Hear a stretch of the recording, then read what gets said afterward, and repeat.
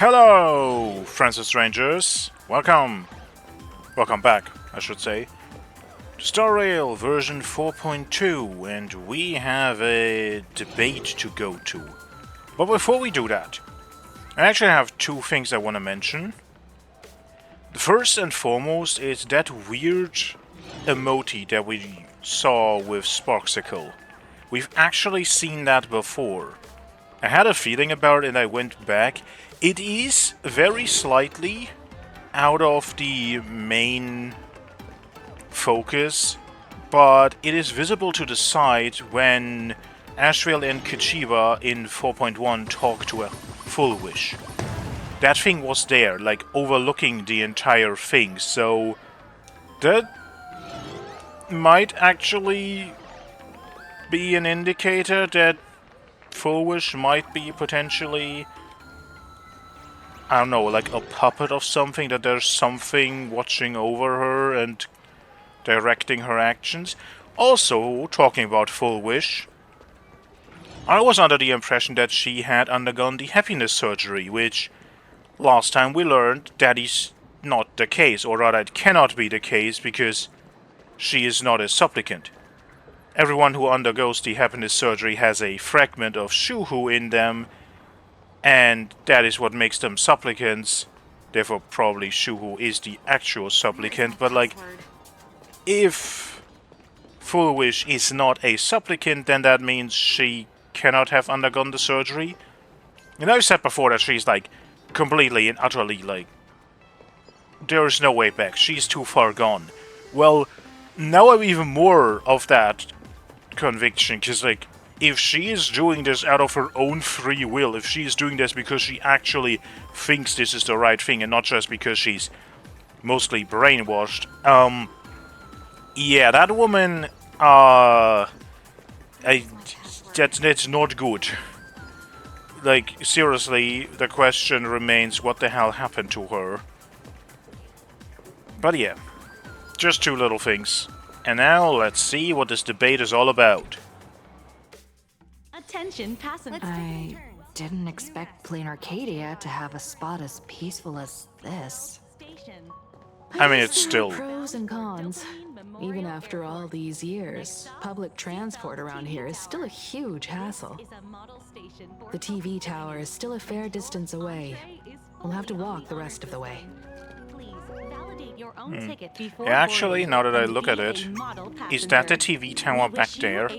That is very far away. But other than that, it is still colorful as all hell. I don't think that if you look at all this, that this is like a quiet thing. Like, look at over our head. That is not, like, that is not something you put up and be like, oh yeah, this is a quiet place. This is still very vibrant. But it is overall just a very relaxing little spot. Oh well. So close, so beautiful. Spend your weekend in Seafeld City. Seafeld Tour Guide. Famous sights. Seaside Promenade. A kilometer-long jetty built along the coast. Beach on one side, shops on the other. Enjoy the caress of the sea breeze and the whisper of the waves while you shop. Plume Museum. Here you can learn about local history and culture, in addition to visiting various specimens of local fish, shellfish, seaweed, and coral. Hilltop Park. Climb the winding mountain paths and stroll amidst the lush greenery. Here you can view the coastline from high above while the sunlight flora and ocean wash away your worries. I need to slow down. Morning Tide Cape. Take the town's tour bus to Sunset Cape. Not only does it boast magnificent cliffs and vast seas, but it also features the most beautiful sunrise in all of Plain Arcadia.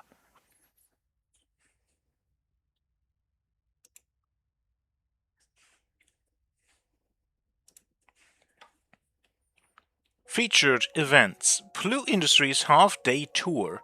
As a veteran local enterprise, Plue Industries opens its industrial park every weekend for tours. Activities include visiting production workshops, learning about manufacturing techniques, a yellow ducky nibbles free tasting session. I guess because the blues are yellow duckies, we're not eating yellow duckies. Anyway, and hands-on experiences with toys and daily necessities. Additionally, the park features a company-operated store where visitors can purchase their favorite goods at factory prices.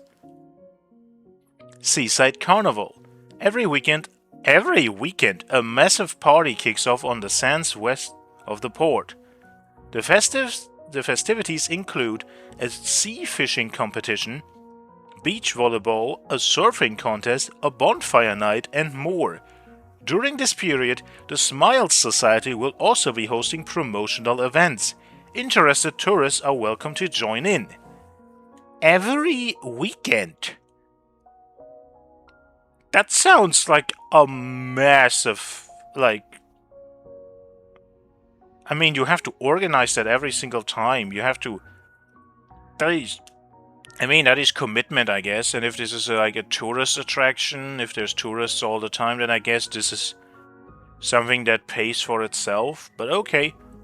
Local delicacies. Yellow Ducky Nibbles series includes famous products such as Seafeld Duck Head, Blue Chips, Blue Specials, etc. So they are little duckies. They're just maybe made out of candy. All Fish Feast, a local specialty feast featuring fish prepared in every way imaginable. Experience grilled, fried, pan-seared, cold-tossed, and boiled fish all in one go.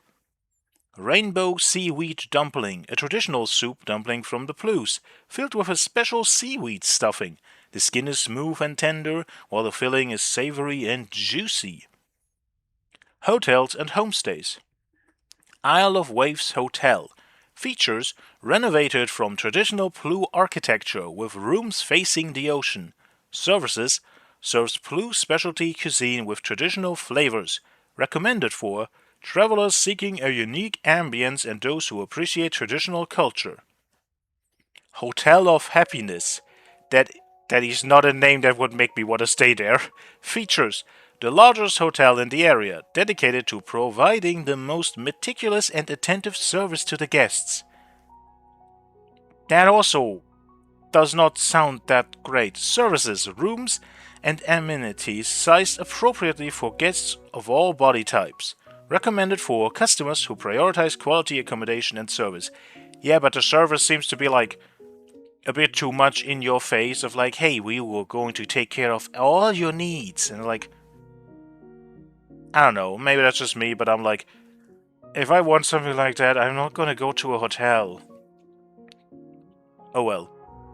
Oceanfront Residence features a lively backpacker hostel known for its social vibe. Activities, small seaside bonfire mixers are held every weekend evening.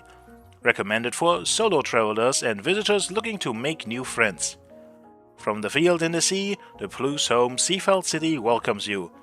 May your time in Seafeld be unforgettable.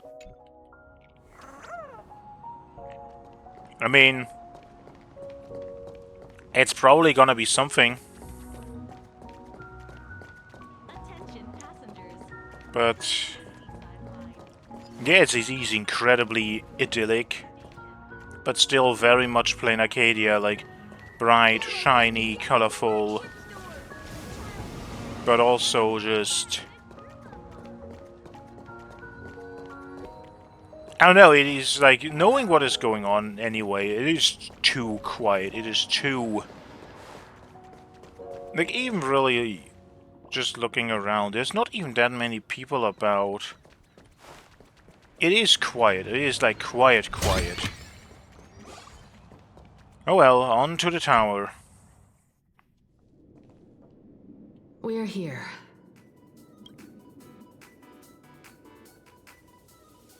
Looky here.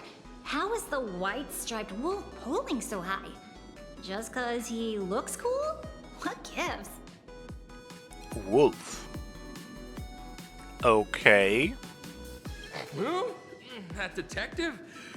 Where did he get a title like that?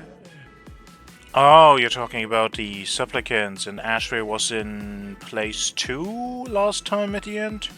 Oh, that special program? It's wrapping up already. By the way, when was the deadline again? Yesterday? Great. Wonderful. That's what you want to hear.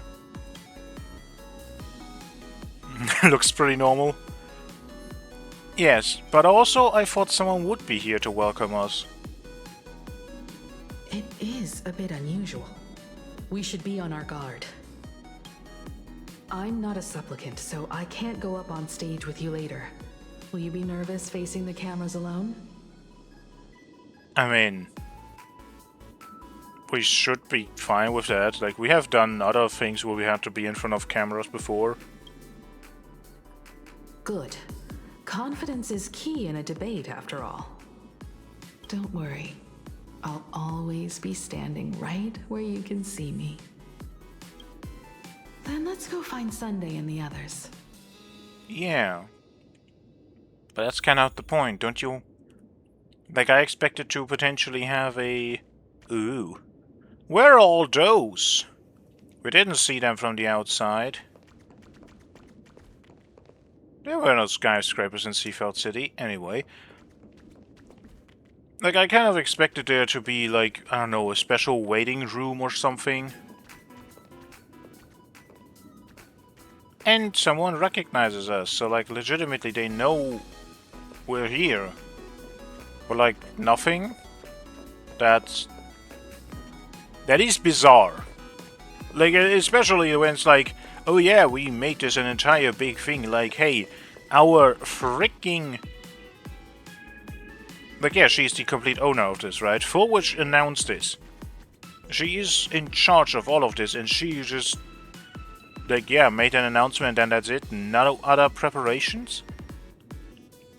Nothing here in any way? That's just weird. A camera that is set up. Its positions looks a little strange, like there's no need for it to exist. Lean in for a closer look. Just another boring corner, not even worth stopping for, let alone finding anything newsworthy. Not even a corner like this is spared. You can imagine just how complete the camera coverage is here. We really need to tread carefully. Listen, give it a rest. Can't I get a moment's peace before the debate starts? That voice. Is that Mr. Ashvale?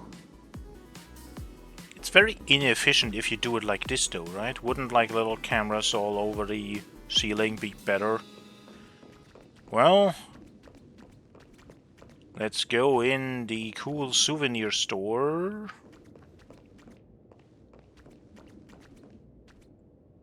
Oh. I at first thought that you were decoration. You're not. You're a wispy. Kind of.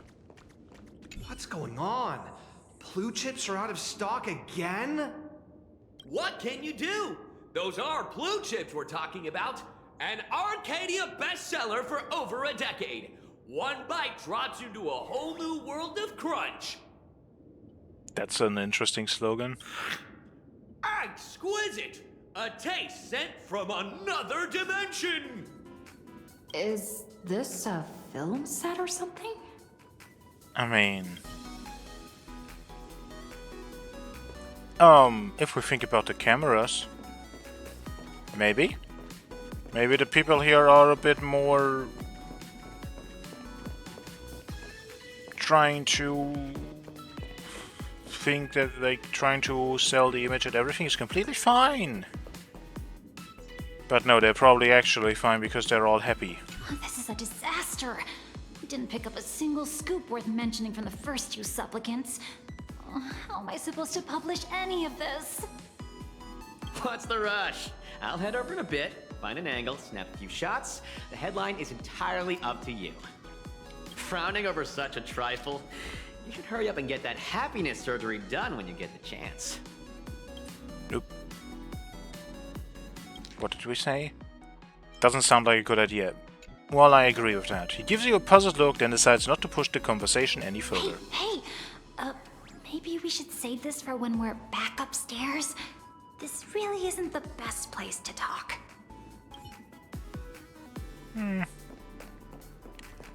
That furthers the idea. So everyone who hasn't gotten the surgery done is pretty much on observation, the entire time, under observation. Nothing escapes the watching eye, and everything needs to be perfect in order. It's how they want it. Miss Himiko. We meet again, you two. And you're about to be on TV. Aren't you going to change into something a little sharper? Probably not. Actually, you just didn't notice. Yeah, Ashvale, are you also going to debate? Might as well. It's good advertising for the firm. Besides, someone's got to be willing to get their hands dirty. You guys noticed it too, right? The entire first floor of the TV tower is one big set arranged by Fulwish. A live stream broadcast. Those two look busy, but they haven't taken their eyes off us. I'd wager the debate started the moment we stepped into the TV tower. Oh. Is the same thing going to happen again? Or everything we say is just going to be taken out of context? I mean, that's the obvious thing, right? Well, shall we find a corner? It's no use. I already checked, and there isn't a single blind spot. Speaking of which, I didn't expect you two to take action together. Before contacting you all, I was looking into the case involving the Sinwish Syndicate murders, and every clue pointed straight to Fulwish TV. The Sinwish Syndicate? Exactly. When I accepted this mask, I promised to make a name for them. Since that's no longer possible, the least I can do is uncover the truth on their behalf. Have we not shared this info with everybody? Well, now we have. You nameless sure are a bunch of stand-up folks. Investigating's one thing, but you didn't have to go and join the society, did you? Huh. I mean, that's a good way to get insider info, because so far it's not known that Sunday is the supplicant. But yeah, you probably didn't get the surgery, right? Correct. But I submitted a fake surgery application to get a peek at what's really going on. Unfortunately, the regular members know almost nothing. I couldn't find any clues related to the abundance. But regarding the surgery, they did leave behind some clues. Ooh, pre-op psychological assessment record. Psychological consultation for members experiencing pre-op anxiety. The session has been archived per standard protocol. Patient information has been anonymized for confidentiality. The consultation record is as follows.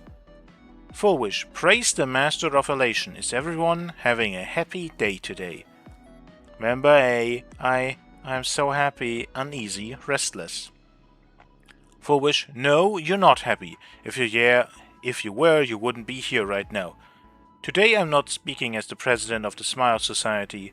Think of me as just a normal friend, someone you can open up to about what's troubling you. Lady Fulwish, I'll admit, if it weren't for everyone at the Smile Society, on the day I got laid off I probably would have. But with your encouragement I found a new job and even gained a new family. I think I should give it one more shot and try to find happiness through my own strength, instead of jumping straight into the surgery. Fulwish, you're absolutely right, the society isn't the IPC. We'd never force our members to do anything. Today's just a friendly chat between friends, so relax. Let's just talk about life, shall we? How's work been lately? Getting along with your co-workers? Is everyone happy? Yeah, everyone's so happy. Bursting with energy every single day, and it's all thanks to your help. But sometimes I feel like we're in two different worlds. Whenever I'm exhausted and just want to sigh, I take one look at them and it's like I'm doing something I'm not allowed to do.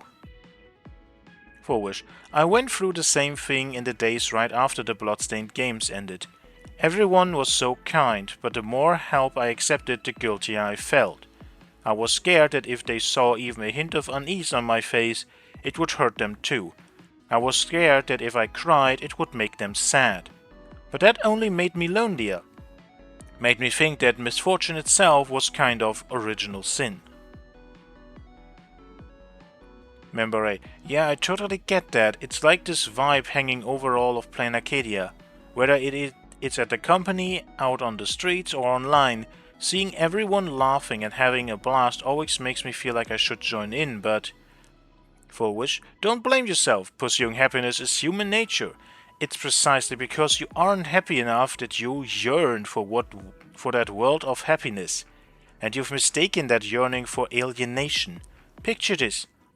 Everyone around you is laughing, but you're the only one in tears. Your wife and kids are happily chatting away nearby, while all you can do is heave a heavy sigh. Do you really want to turn your back on them, or would you rather bask in that atmosphere of happiness, stand by their side and share a laugh? Happiness is a divine gift, not something to be ashamed of. When it comes down to it, do you truly resist the happiness surgery? You simply haven't recognized your true self yet. Tell me, what is it you really want? Member A, I want to join them. I want to be happy. Understandable. Like, we all want to be happy. But I think without, like... This is not finding happiness, though. Right? This is ignoring the issue. If there's something weighing you down, there is a reason for it. There is something going on that's not that good. There's something that maybe need to be talked about. There's something that you may need to work through. Just ignoring it doesn't make the problem go away. Just ignoring it doesn't change that there is something. Right? So even though it's like, oh, we're all happy, it's like, are we really happy? It's also the same thing of like, if you're only happy, then happiness itself kind of loses its meaning. Without like a balancing fact that you have some things that are bad, can you really appreciate all the good in your life? It's a very interesting topic. And it's not the first time this has been asked. Like, there's a lot of other stories that talk about similar things, but in this case I'm like,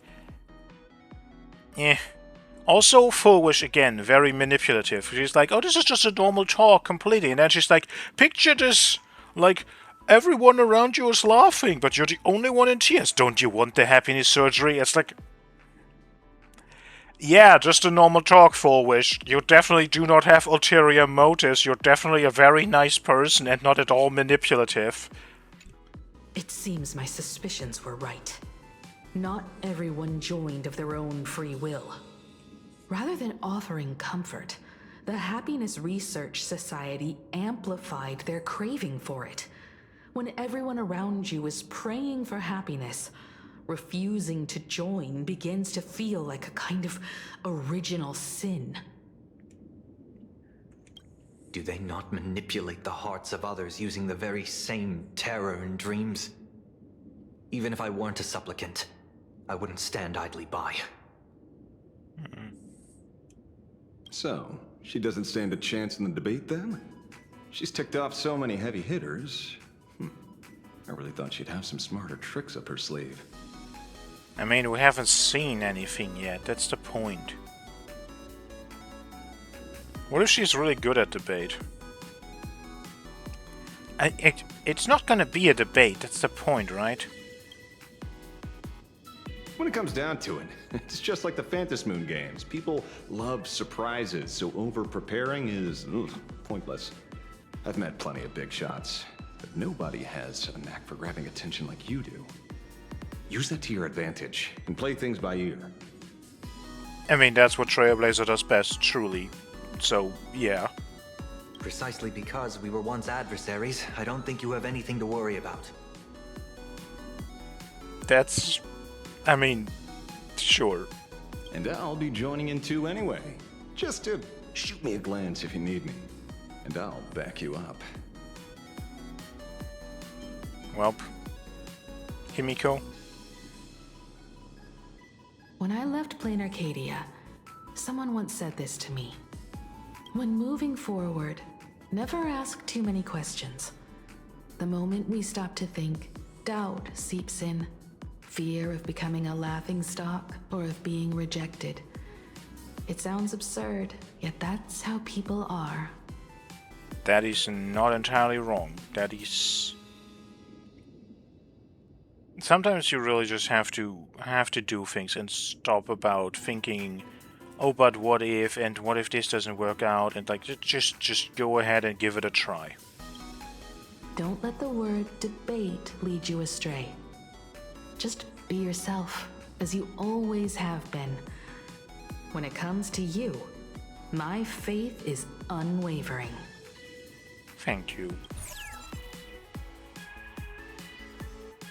Hello, viewers. I regret that we must meet under these circumstances. Not showing your face. This is an emergency broadcast. A supplicant is attacking Seafeld City with the power of the Harmony. What?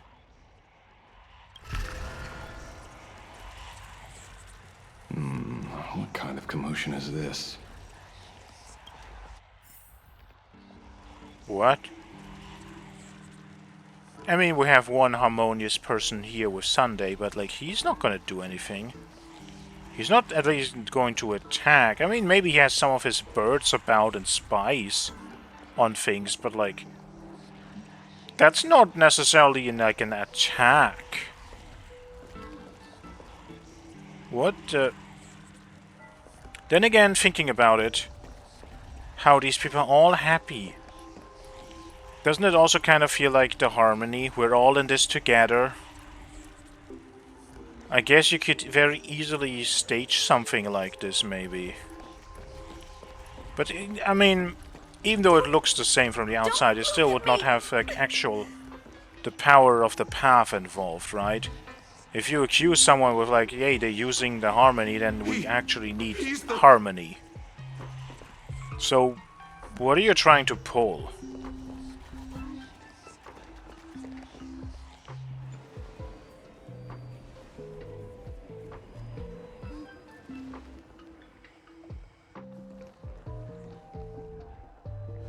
What? Is Full Wish TV up to their old tricks again? I mean, it's not a surprise, and everyone seems to be looking at us suspiciously, so... Hello, viewers. I regret that we must meet under these circumstances. As you all know, to prevent a repeat of the blood-stained games, I organized a televised debate. I hope the dispute between supplicants would stop at words, and the right to decide the winner would be shared by everyone.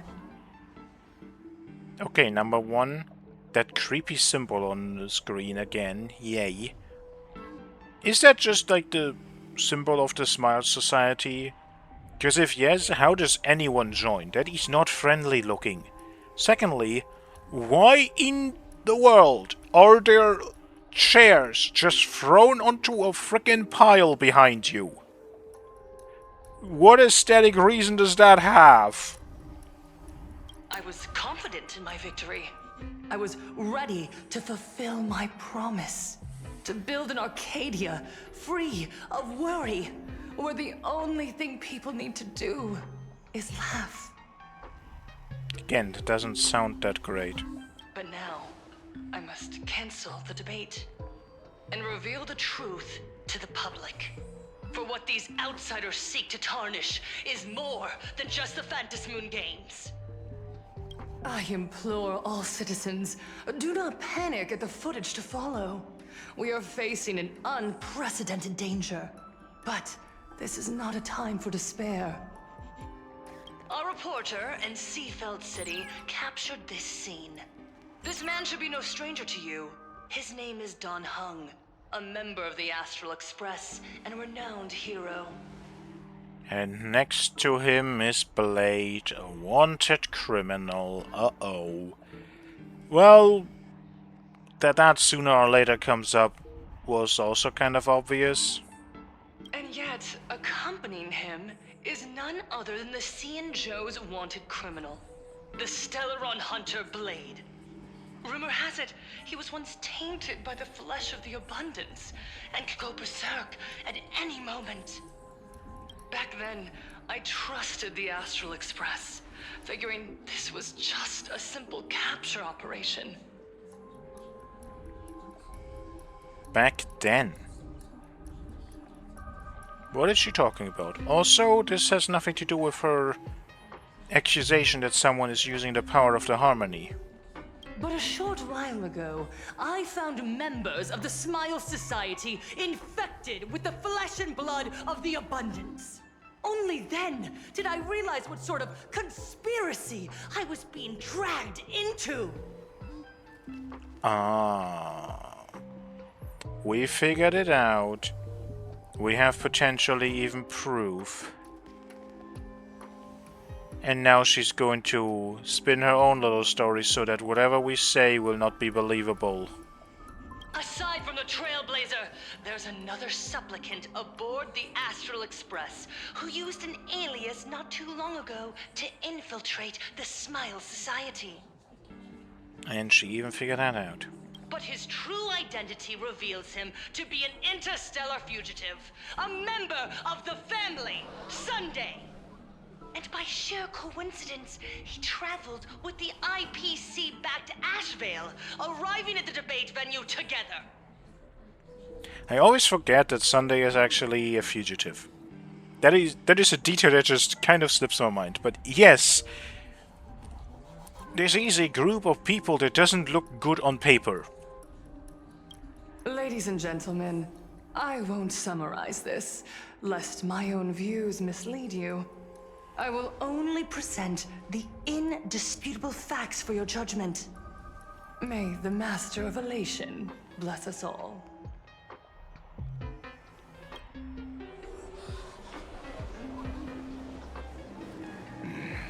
So that's the setup.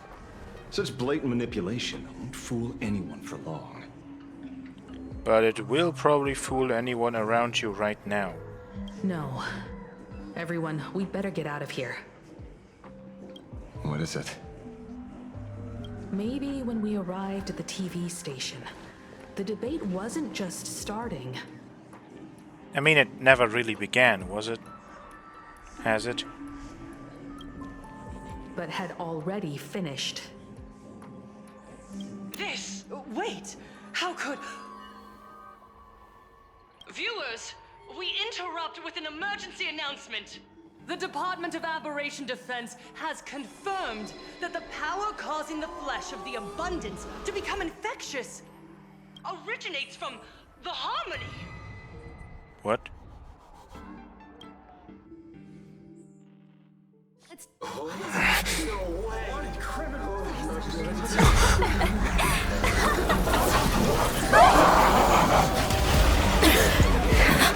The supplicant is attacking Seatbelt City with the power of the Harmony! Please, dear citizens!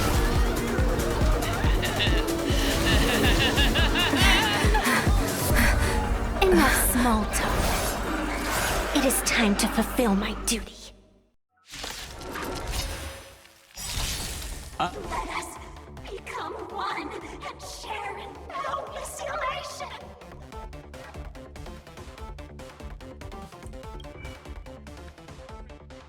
Okay, the subtitle said Smiling Flesh, which is not necessarily better than Joy Ascendant.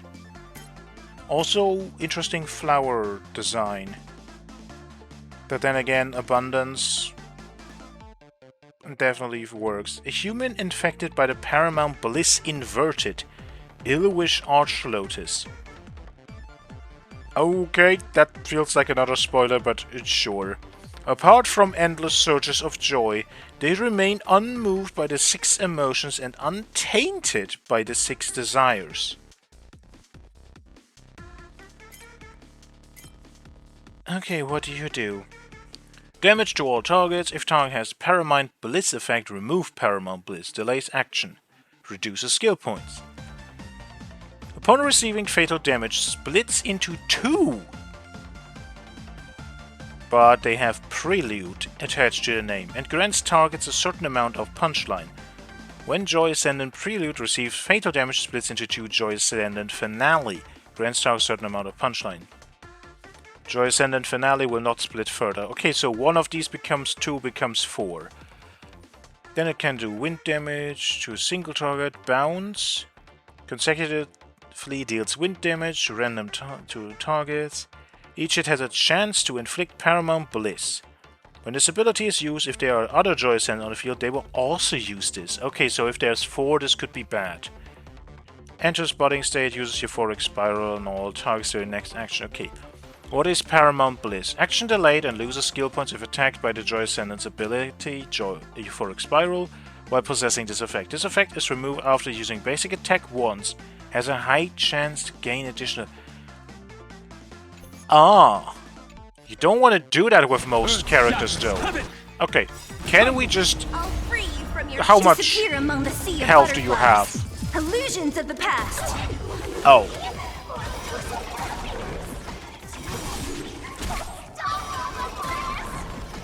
Well, I'm gonna file this under story difficulty. I'll end your misery. Well,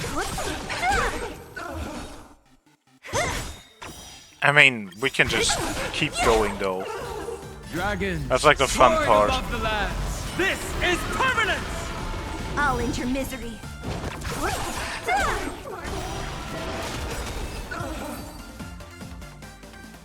Pain? What flavor of candy is that? I want more. Okay. Their senses have become completely distorted. That's actually terrifying to think about. Come closer. Just a little more. Is he dead? No, the flesh is regenerating. It won't be long before he gets back up, no matter how many times he is killed. In that case, he is certainly worthy of the great wheel of fortune hanging over his head. So this is Fullwish's goal? To twist citizens implanted with Shuhu cells into giggling abominations and wage war on every supplicant? It's horrifying to be sure, but... Fullwish is a mere mortal. How exactly did she do it? Still the same question. We don't really know what's going on with her, but... Also, how does she think this will look to the outside, to the rest of Plain Arcadia? I mean, sure, right now she has her story of how this worked and whatnot, but like... The moment anyone actually fully, like, looks into this and actually analyzes this, like the Aberration Defense Department, for example, like, the moment they have the time to, like, really look into it, they're gonna find that this has nothing to do with Sunday. General, please do not call them that. These people are nothing like the denizens of abundance you're familiar with. I mean, they're not really... They're just... They are just normal people of Seafeld City, struggling with the grind of daily survival. They don't have the strength you and I possess, nor have they ever seen the world outside of Plain Arcadia. They just want to stop and catch their breath, even if that breath is poison coughed up by Fullwish. You're right. They deserved sanctuary. But right now, there's another group of people who need our protection. Since we have the power, let's do something. Whether for the survivors or the victims. Now, there's one question. Did everyone who underwent this happiness surgery transform? Because if not, Then again, those people would not be afraid, right? They would just stand there and giggle as well, right? They would not actually run away. I was thinking about, like, oh no, like, what if we bring one of these people into, like, a shelter where we try to evacuate everyone else to? It's like, but no, they will stand out very clearly. You were the referee of the Phantasmoon Games. Even if you were forced off the field by underhanded means, surely you retained some right of arbitration. Now the land is overrun by walking corpses, and the people are plunged into misery. Are you telling me the supplicant who committed such atrocities still hasn't committed a foul? Well, the supplicants can do kind of anything, right? This is merely a common occurrence in a game that has lasted thousands of years. Calamity. Again, the games are not as nice and great and safe as they sound like. So long as the supplicant can draw wish power to fill the Phantasmoon, the game knows no taboos. Well, that's weird, because the supplicant is not Full Wish, right? Like, if Full Wish was the supplicant, this would make sense, because people believe in her. She just told them a lie, but they believe her. But she is not the supplicant, so how can people believe in this supplicant? I mean, everyone who was transformed is part of the supplicant. They should not count, right? Or can this, like, I don't know how to say it differently, this hive mind of mutated people, can they believe in themselves? The Master of Elation allows supplicants to enact the utmost benevolence, beauty, truth, greed, and absurdity, even the utmost evil. Then where, exactly, do the boundaries of the Phantasmoon Games lie? Since when do Aha's games ever have boundaries? Yep.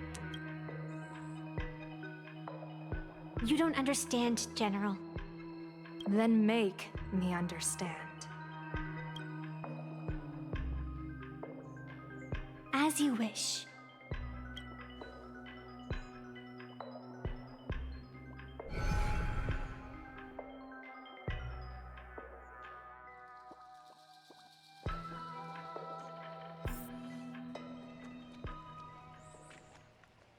I wonder if you've heard of the tragedy of the bloodstained games from 15 years ago, General.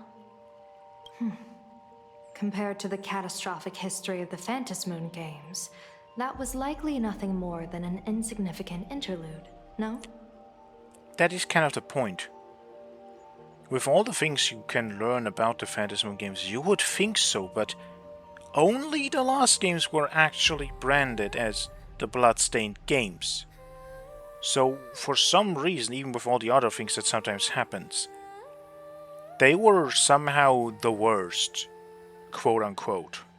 Countless times, I wanted to reach out and touch those muted hearts to make them beat again.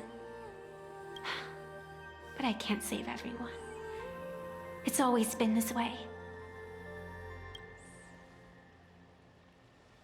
The Phantasmoon Games have only one taboo, and there is only one rule I strictly abide by. The games must proceed, never ending, just as the sun and moon rise and fall.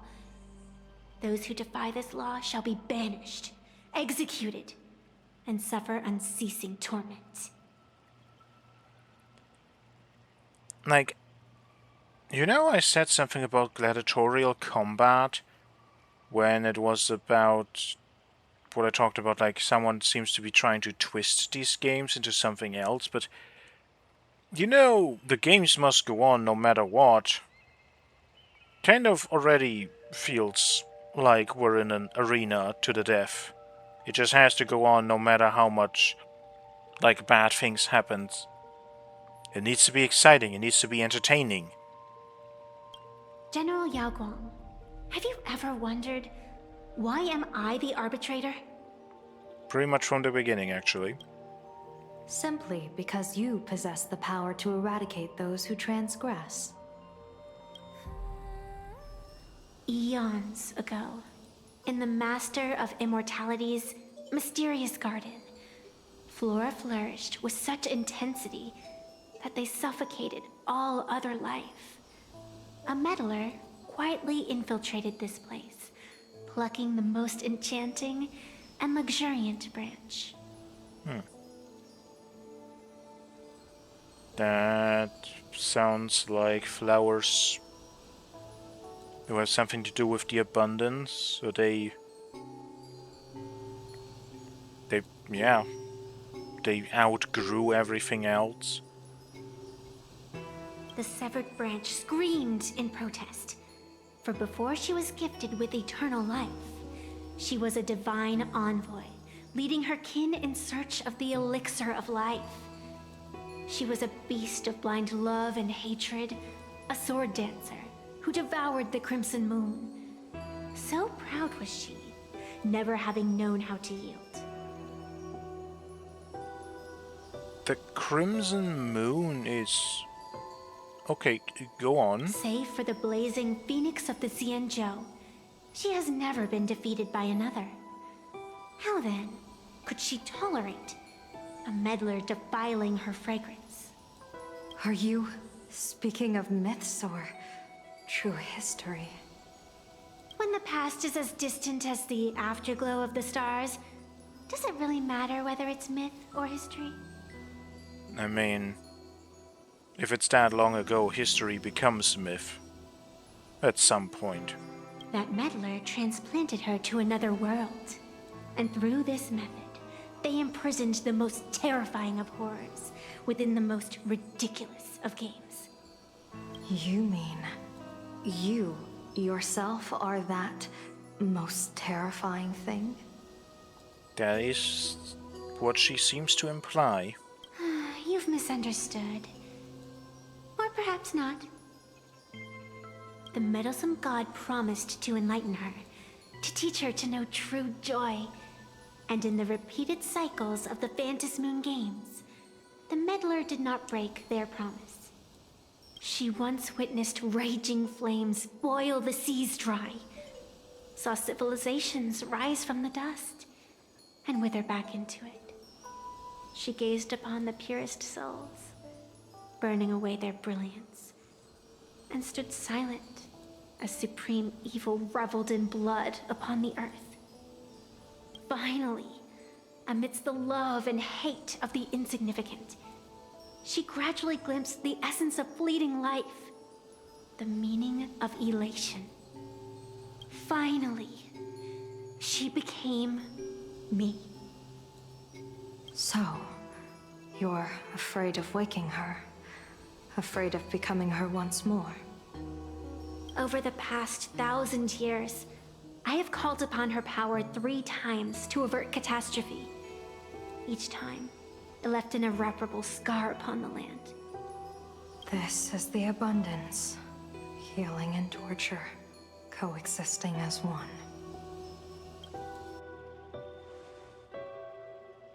Even knowing everything, would you still have me wear that fox mask and exercise the authority of arbitration? I mean, if things come to the worst, is there another choice? Miss Evanesia, what you are terrified of is not this fox mask. Quite the opposite. Evanesia is the mask you wear. What you are terrified of is your true self. I too was once terrified of my mask. Your mask? A mask known as Arbiter General. Whenever the tides of war demand it, I have no choice but to don it, to become that slaughtering general, coldly watching blood and tears be shed, plotting and divining beneath the astral charts, even accepting the scorn of bereaved orphans, all to ensure the Lux Arrow is loosed. I don't understand. As a general of the Xianzhou, why have you urged me all this time? Urged this creation of the abundance to reveal its true form? It's laughable, really. I arrived in plain Arcadia for the sole purpose of involving the Master of Elation in my divination, seeking to rewrite a fate already cast in stone. But to steer the orbits of the stars is no easy feat, whether it be the Lux Arrow that topples the sky or the games of the Elation. It's difficult to grasp even if you go all out.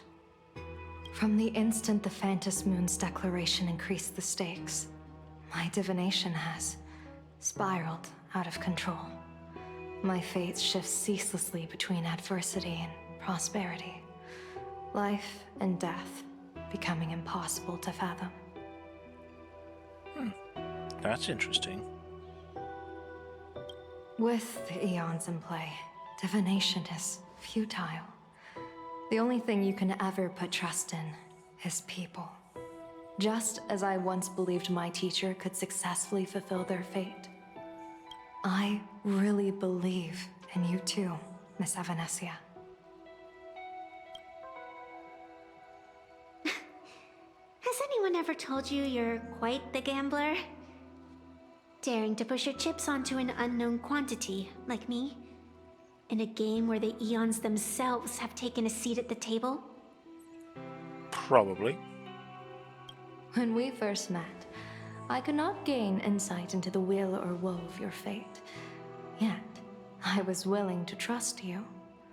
I believe you are also the key to rewriting destiny in this game, whose ending no one can foresee. Why? Miss Evanesia, the spiritess that watches over me is named the Kala Chakra Sky Plume. It is a symbol of the hunt's foresight, verdict, and self-discipline.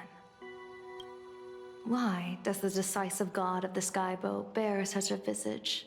After much contemplation, I finally understood. If the value of discipline was understood, the creations of the abundance need not be abominations. And without temperance, the consequences of the hunt are no different from destruction. There is definitely truth in that. But there's also... because the paths are very clearly... like, they have very clear-cut ways to do things. These are the things they struggle with the most, right? Discipline for the creations of abundance. Like, look at all the things we have seen, like the Borisons. They believe in strength and that's all it is. There's no discipline of them holding back. I am not some gambler, nor am I an ant beneath the gaze of the eons. I was the one who offered up a piece of my own insignificant fate, forging their trajectories. The situation outside is volatile. We don't have a second to spare for idle chatter. Miss Evanesia, I've given you my answer, and I'd like to hear yours in return. When you realized Full Wish was not a supplicant and you could not pass judgment, why did I see hesitation and doubt in your eyes rather than your usual indifference? Because she's not indifferent. Because she cares. I know you already have a game changer in mind. You're just not ready to use it yet. Please, tell me your solution.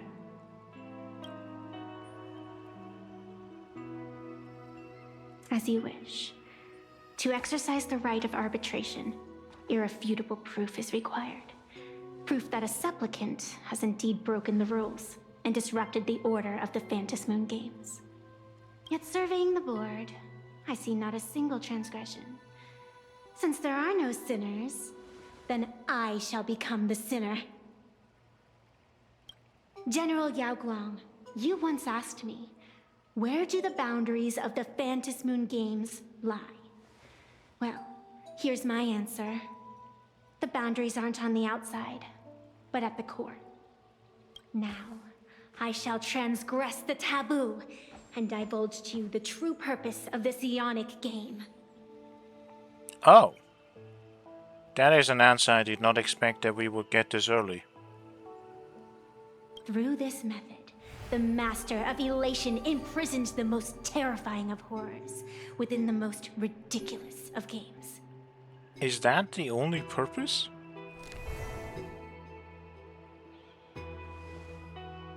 The terror slumbering at the heart of Plain Arcadia is...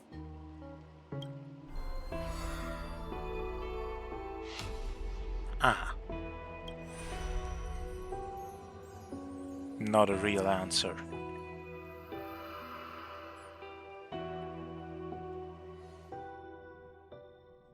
According to statistics, approximately 200,000 individuals fell ill simultaneously and were transformed into denizens of abundance. Okay, that's like the entire Society of Smiles. The affected staff are quarantined immediately. Prolux Tower is a valuable safe zone. If you'd listened to me and thrown every suspect in prison, you wouldn't be in this mess. I mean, can normal prison hold them? So, why'd you call me here? It's an emergency. I want to see how the script plays out. Huh? No one could have guessed an emanator of the abundance would return by hijacking others' bodies. Everyone is hesitant to act, for fear of collateral damage. But since he is here as well... Deduction. This crisis was within your calculations all along. Half right. Shuhu is the reason Blade made the trip. As for the outcome, tell you what, I'll show you the script. It's too wordy, and I can't be bothered to paraphrase. Here, sending you a copy. Are we getting to read it? For the sake of our business partnership, save this virus copy for someone else, hacker. Or she's just doing so all things. That also makes sense. The feeling is mutual. Seems you don't trust me much either. I told you, I've done my research on you. Or to be precise, on all of you. Destiny's slave may be able to foresee the future and pen scripts for the Stellaron hunters. But in the face of Eon intervention, his vision is powerless. However, the IPC has its own methods. Oh? I'll grant you a privilege. Starting now, user Silverwolf has unrestricted access to the Arcadian internet. I could have done that myself. Yeah, probably. With the precondition that I agree. I want you to hack into the internet, trace the source of the Joy Ascendant contagion, and figure out the catalyst and transmission vectors. Suppressing the surface commotion is a simple task, but if the root cause isn't addressed, the chaos can never be truly eradicated. In exchange, I'll turn a blind eye to the Stellaron hunters' suspicious activities for the time being. So this is what it means to see how the script plays out. Maybe you should keep it wide open. One eye might not be enough. Let's start the investigation with the sick ones inside the building. I thought this was supposed to be a safe zone. Well... Safe means that I monitor everyone's every move, including yours. That is much less reassuring. And hers. Judging by the time, I should be right on cue. Not exactly right on. You missed your cue. You should have made your entrance 4 lines ago. 4 lines back. Oh, 1 eye might not be enough. You were laying the groundwork for her entrance. Margin of error, 23 seconds. Coordination needs improvement. You would fit right in with people following a script. My bad. I lost track of time. What about you? Did the operation go smoothly? It's a long story. I thought it was a battle royale, but it turned into a zombie crisis. I think it should have been you instead. I heard Elio gave you a long vacation. Whereabouts? Let's call it a business trip. 10 days in Penacony with a packed schedule. That's probably gonna come back in the future. I'll take today, for instance. I needed to arrive at Ideen Park on time, order 2 drinks, give the cash spewer 3 knocks, and watch it spit out 650,000 credits. And then, I was supposed to get on the line and say hello to you. 23 seconds late. Not very punctual. Oh, I don't mind. After all, even a late warning might just save you and Blady's lives.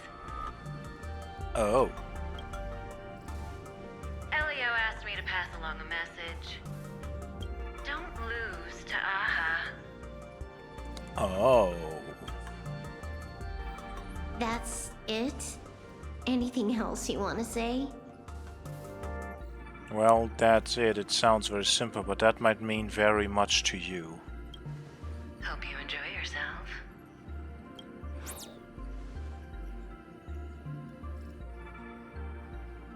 What secret messages have you been sending? Nothing. We've said everything we needed to say. If you think there's more to it, that's just because you don't know us well enough yet. I don't deny that, but I will sooner or later. Jade warned me, never underestimate the enemy. Compared to the 10 Stonehearts, the Stellaron Hunters possess much greater solidarity. I mean, they are a weird ragtag family. But yeah, they definitely watch out for one another. Is she seriously not just throwing shade at her colleagues? The probability is 9%. I'll reserve judgment for now. Hopefully, you can give me an answer. So if you are just like, yeah, maybe. Remember the objective. Hack the network and trace the source of the Joy Ascendant infection. Welp.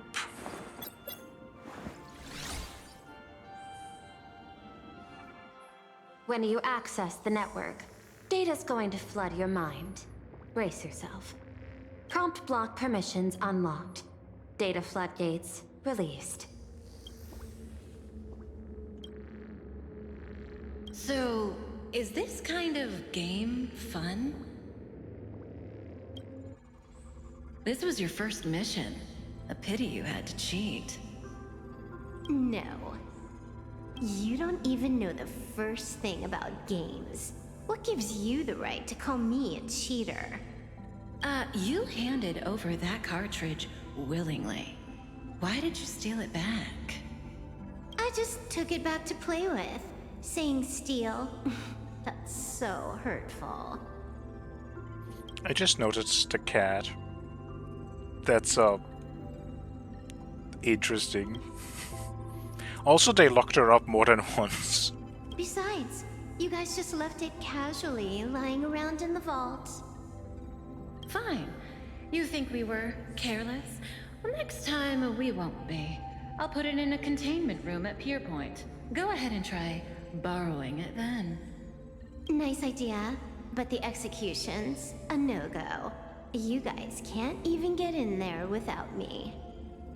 By the way, I changed the passcode for this cell too. 1337. I I can leave whenever I want. Oh. Is this the skill of a top-tier hacker? The cartridge was clearly the ending you refused, yet you still used it. Care to tell me why? It's gonna be a game over anyway, so I'll play however I want. Does she actually believe that? The ending's the same, so the journey doesn't matter. Sounds more like you're just making excuses for yourself. It's not the same. You guys believe in destiny. I don't. That's why I don't mind spoilers. Then, when you see how things end for you, are you afraid or excited? Bored. Because you already know the ending? Because the ending is not as interesting as you hoped it could be? Because feeling bored proves I haven't become her. That's why I joined you, the Stellaron Hunters. Those who play the game to change the ending. Why am I suddenly thinking about that?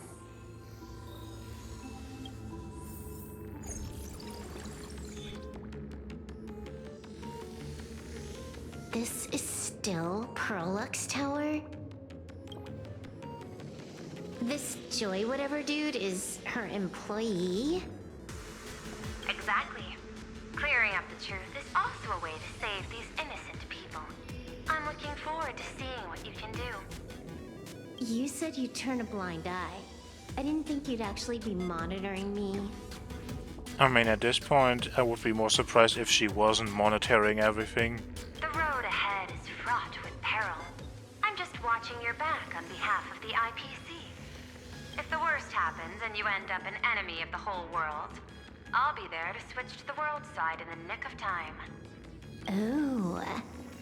Yeah, trustworthy helper. I didn't take you for the humorous type.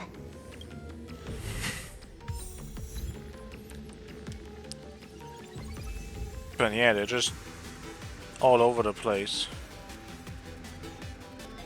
Some people have not transformed yet.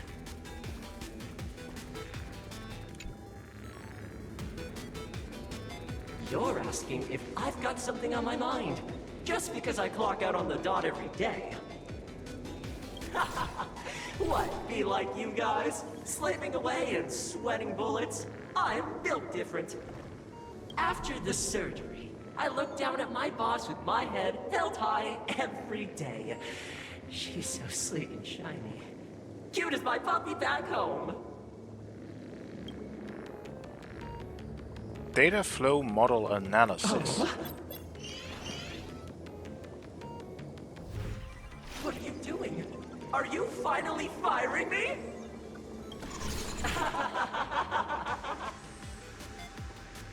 This guy's the same. Couldn't handle the pressure, so he chose the worst possible path. Working for the IPC never ends well.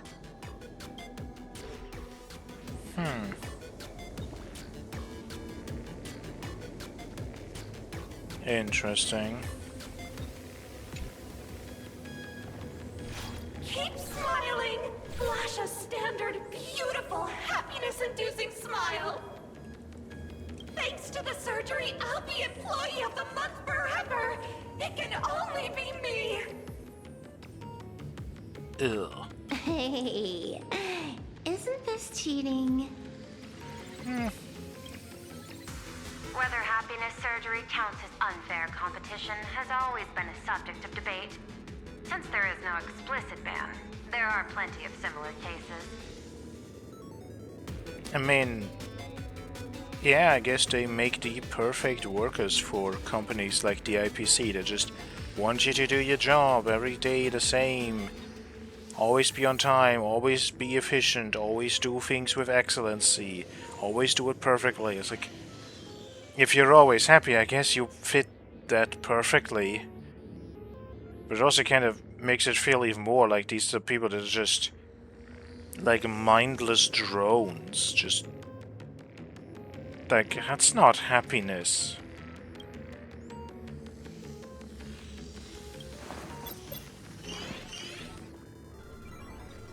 Who are you? Am I under detention? Is this because of the surgery? Fantastic! What a precious opportunity for interdepartmental exchange! Let's see. Who am I up against this time? Yikes! What the heck? There's something unclean. I saw it too. It flashed by. Seemed like mimetic contamination. But it's buried deeper, and it's far deadlier.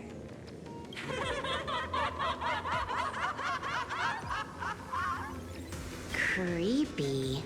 No clues left on this one.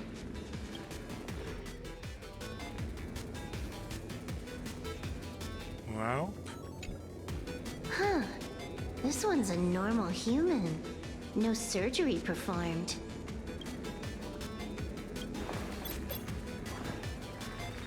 Smile to live to see tomorrow.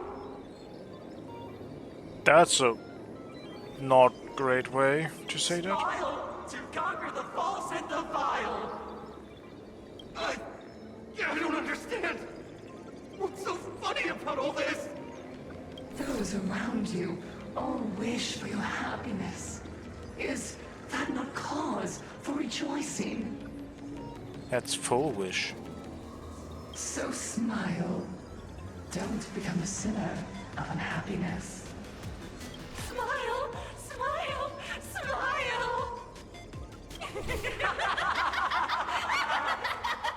Smile, smile, smile, smile, smile, smile, smile.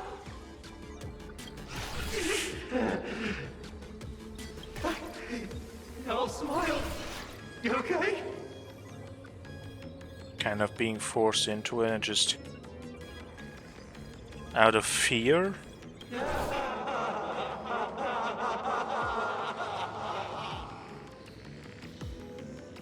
Smile is a sin. Or is smile a sin?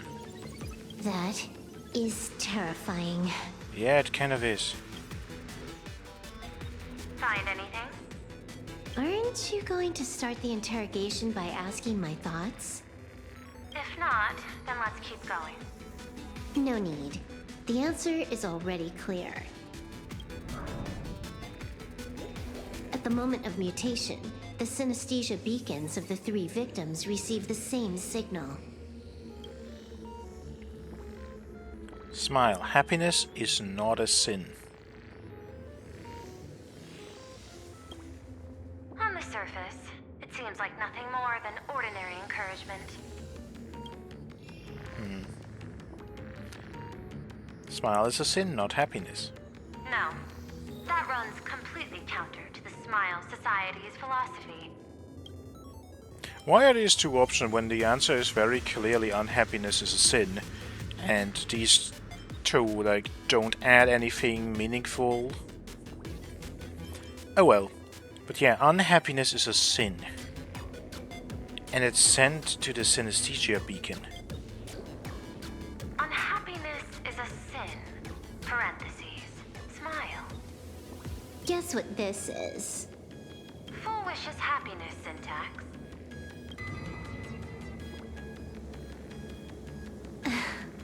Quick on the uptake. The Joy Ascendants can be counted among the denizens of abundance, but they are also imaginae born of wish power. But they were humans before, or other beings. So you can be transformed into an imaginary? Shuhu's cells are the catalyst. That immortal being lying in slumber has endured countless agonies, so he is exceptionally sensitive to perceptions of joy. So, full wish encoded happiness syntax and broadcast it via synesthesia beacon. Once the recipients were influenced by it, The flesh and blood of the abundance within them reactivated. And that's not all. As people transformed, they generated new wish power. It kept snowballing until eventually even those who hadn't had the surgery got assimilated. Bingo. That's the full picture. The whole double whammy of the disaster. Full Wish's plan succeeded. So what you said that this was a zombie outbreak isn't even completely wrong. It's infectious happiness. Sorry to interrupt, but you've got a message.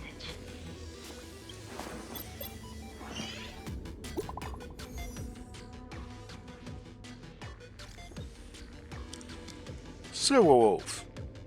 Who? Who is it? Listen. Kafka? You're a joke.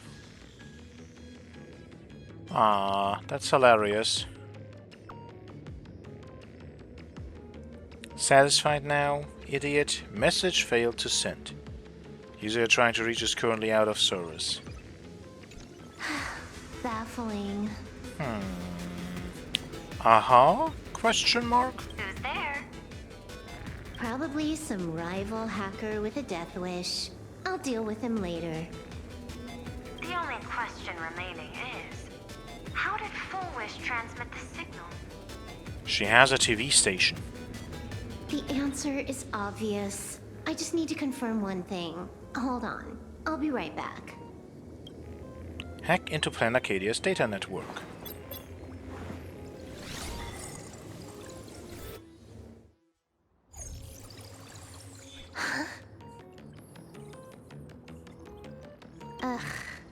Duo mentioned City, the prime metropolis of Plain Arcadia. Too bad the denizens of abundance run the show now. Even the Department of Operation Defense is helpless against the innocent citizens who have mutated. You're right on my tail. And here I thought I'd manage to shake you. So, what's your answer? Take a guess. If you extend the signal lines from Pearl-X Tower and Dual Mention City outward, where do they intersect? Seafeld City. To be more precise, the Seafeld TV Tower. Almost all the supplicants are there. Isn't Full Wish afraid it'll all be for nothing? The more heated the battle, the more the wish power spirals into mania. Maybe in her eyes, this is just catching them all in one fell swoop. Yeah, probably. Of course, there's no need for us to join the fun. We'll leave Full Wish to the Astral Express. Now that we've locked onto the signal source, the rest is easy.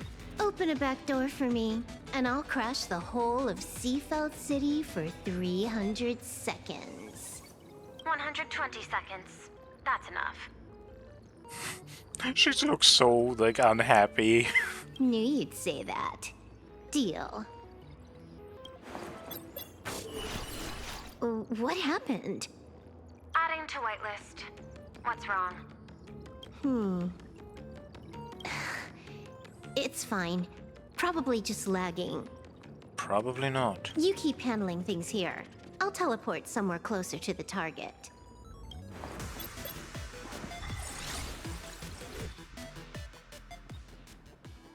Five seconds later. Drat. Why is everything pitch black? Just zoom your POV out a bit and you'll see. There was a little accident. I clipped into the map. Unbelievable. Never thought I'd see you bug out someplace like that. Don't add insult to injury. The teleport failure rate is lower than 0.02%. It's just bad luck. Or someone's interfering.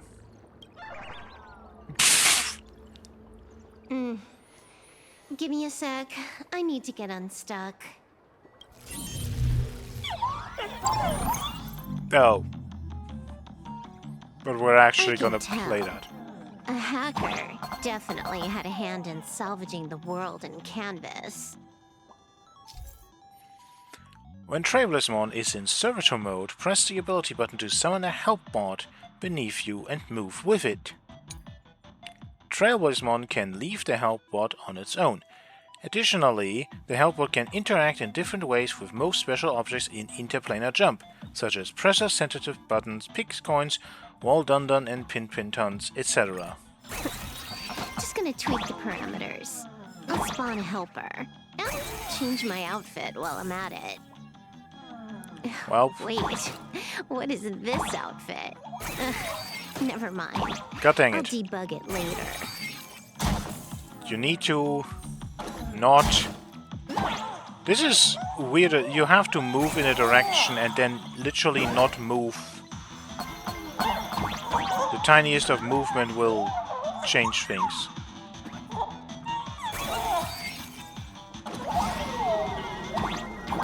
More difficult to control than it looks like. Honestly, I like these puzzles, but also... That was not as planned. Also, I kind of have to say... I am somewhat missing some of the other things we had. I mean, I'm not necessarily missing like the big puzzle rooms. These are the big puzzle rooms of Plain Arcadia. But I am missing somewhat just running around the map and... Finally made it out. Where am I? What I wanted to say is like, what I miss is like finding just like... I don't know. The... what were they called? The formidable foes and all those. Like, I think there's... And not having any enemies in the map definitely... I mean, it works for Plain Arcadia, because why the hell would there be enemies running about and attacking us? But it also kind of just feels weird, because that's just the normal thing we always had. And it feels strange just running through these areas without it. Then again, it makes it more focused on the story and less things that are in your way. A residential zone. Quite a distance from the TV station. Whitelist registered. Ready to get things started. Something's off. Way off. Hold up. Someone's messing around behind the scenes here. I was clearly headed for Puralux Tower. Why? Time is precious. There's no need to backtrack. No, it's absolutely necessary. Because the genuine Pearl is still waiting for me at the office.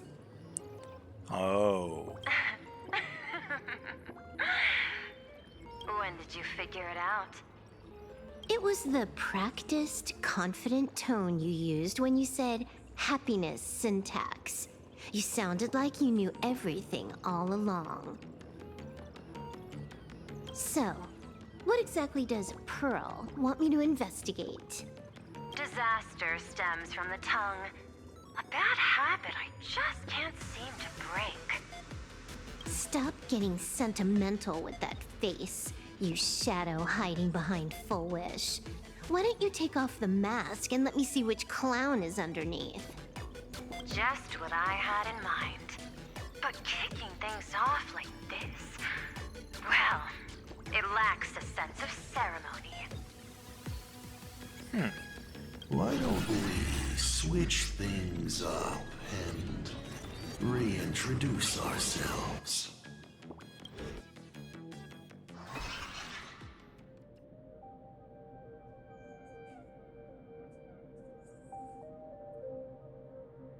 Hey there, little guy. You've got a rather unique look. Since you look like a mean ball of chaos, I'll just call you Mr. Meanie. No objections, right? Why so serious? Do I look like I'm no fun? Maybe more like a not necessarily great type of fun. I just want to play a game with you, hacker. Don't even think about it. I don't care if you're a fan or a lunatic. Get lost. I'm not a fan, nor am I a lunatic. Or perhaps it was because I was a fan that I became a lunatic. Without even realizing it, you've pointed out the very essence of the paths. How philosophical of you. I mean, yeah. A fan became a lunatic. That is a way to describe the eons in a sense. There is something seriously wrong with you. I'll take that as a compliment. I've heard your story, and heard about those 76 accounts. Why does everyone in the cosmos, no matter how important they are, just love bringing that up? No offense.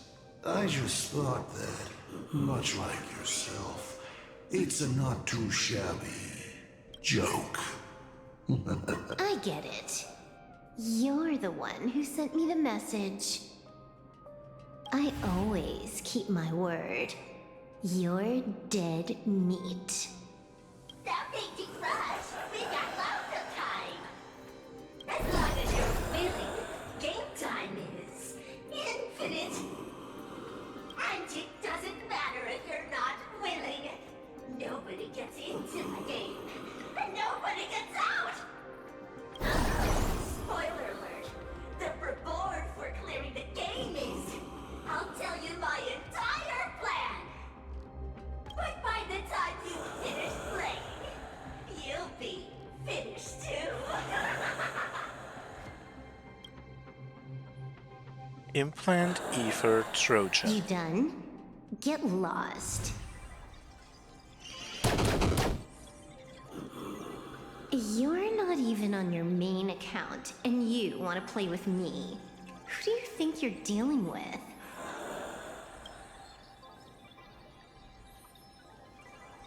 I made a mistake.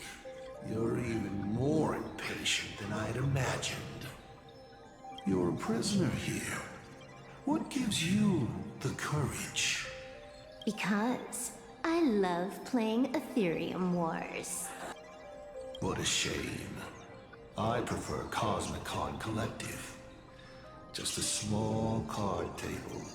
Yet, it serves as a microcosm of the entire cosmos. Just as the script foretold. In the end, Full Wish gets her wish, and the Arcadia becomes an abundance hellscape. Shu-Hu resurrects and transforms this rotten planet. Is that actually the script? And how would you know about that? What? Revenge, elation, destruction, rainbow, Shu-Hu. Sounds familiar, doesn't it? There's another line. Judgment follows close behind as the hunt draws its bow to deliver a gift. A Lux arrow piercing through Ahatopia. Who exactly are you? Do you think you can write the script? Oh, I imagine Elio's futile efforts look just like yours, don't they? I not only know it, I can hold the pen. The future you abandoned will, by my hand, make a return as a spicy comedy. So that was what the original was? What the Sauron hunters are trying to prevent? But again, why, how would you know about that? I got it. How about we use this for the opening line? Tonight, a Stellaron hunter dies in the Arcadia. Release the data avalanche. Error. Break the program's shackles. Error, error, error, error. Error. My body isn't listening to me. Error. Legendary hacker. Is that all you got? No. It's the supplicant mask. Thinking about masks. Once you put one on, it ain't up to you anymore. Finality versus elation. The moment when paths collide is always fascinating. You will either die in a blaze of glory or die comically. I don't care. Both are equally amusing. I really have to ask, where does this confidence of yours come from? Plain Arcadia is crawling with emanators. How are you going to take us on? With a single masked fool and a bunch of abundance minions? Do you know the secret to longevity? It's don't die. To be honest, my answer is pretty much the same. Incredibly confident. The emanators you speak of are nothing more than a tenth of a pebble, a piece of wood, and... and a warlord. Who can you count on? You've even ruled yourself out. Full Wish is just a front. The real culprit behind all these strange incidents is you. Full Wish is a good student. Unlike me, she doesn't procrastinate. She's decisive, daring to take action by directly carving a smile onto everyone's face. Does that mean you are a person she met on her journey away from this planet? You called her student. So maybe that's when you taught her something and she took it into her own hands to then try to do this? I'm willing to give her project my full support. For instance, by trapping a certain buzzkill hacker in a dark zone with no exit. Or perhaps for you, that would actually be a treat. I'm only hearing one thing. There aren't many people who can ruin your plans, but I'm one of them. Yeah, otherwise why would all of this be necessary? Your scheme is like a tower of blocks. All it takes is one little nudge from someone like me, and the whole thing comes crashing down. Pulling out the blocks and watching it all come crashing down. That's my kind of game aesthetic, too. If you hadn't joined the Celeron Hunters, perhaps we could have been partners. You? Based on what? On the grounds that you've already lost. One last joke. On a scorching summer day, a popsicle was walking down the streets of the Arcadia and melted. Take a guess. What were its last words? It said, I've lost my cool. No, not a good joke. What a pity. Compared to that popsicle, you don't even qualify as a joke. Release self-backup. I'll ask one more time. You? Based on what? Create a new avatar. Allow me to explain. Ether copying. Out of this batch of supplicants, this is easily the most run-of-the-mill mask ability. Refresh existing It coordinates. wins on being easy and effective. Perfect for veteran players. I gotta say, the Eon of Elation knows a thing or two about gaming.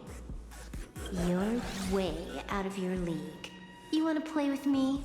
Getting played by me is more like it. Ah, you're too prepared for this to be a spur-of-the-moment decision. Did you not trust Pearl from the very beginning? I mean, obviously she didn't trust her completely. What are you talking about? I don't trust anyone. There was a moment when I started to view everything that was happening with suspicion.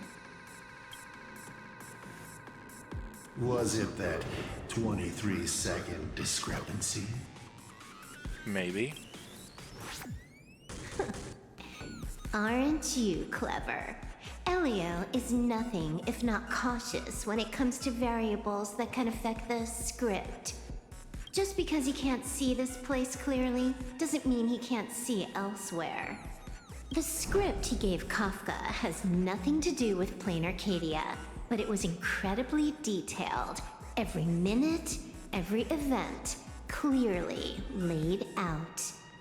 If there's even the slightest discrepancy, it means I've got someone on my tail. Some mysterious figure capable of interfering with the script. Counting today's little stunt, you can add another item to the list. Mental instability. A brilliant callback. It proves precisely why you are helpless against my abilities. Why not take a look at the present? Killing you once is no different than killing you 1 billion times. Unfortunately for you, I have all the patience in the world, while you are out of time. This Arcadia is on the brink of destruction, and you are powerless to stop it. Unfortunately for you, Plain Arcadia is none of my business. I have no patience, and I don't care about time. I'm here for a mission, and Elio's objective from the very beginning was to smoke you out. Take a guess. Who's the hunter, and who's the prey?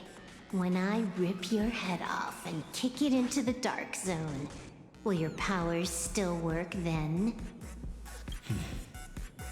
Come to think of it, I have seen a script. I have a friend who is a master at inspiring others. We work together flawlessly, and in one particular possibility, you two will kneel before us and offer up Aha's head with your own hands. Us. So it's not just you, there's multiple people involved. And you want Aha dead. Then just you wait. You're dead meat. I'll say it again. I always keep my word.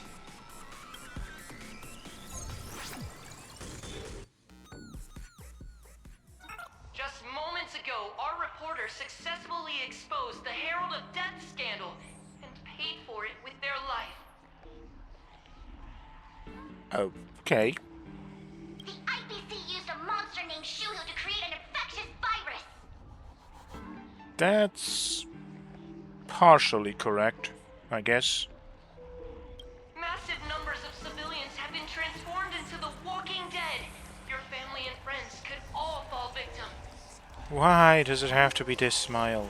As a local supplicant, the Director Foolish will fight to the bitter end at Seafeld TV Tower. Please lock your doors and windows and stay safe. Foolish TV wishes you safe passage through this crisis. Listen to that.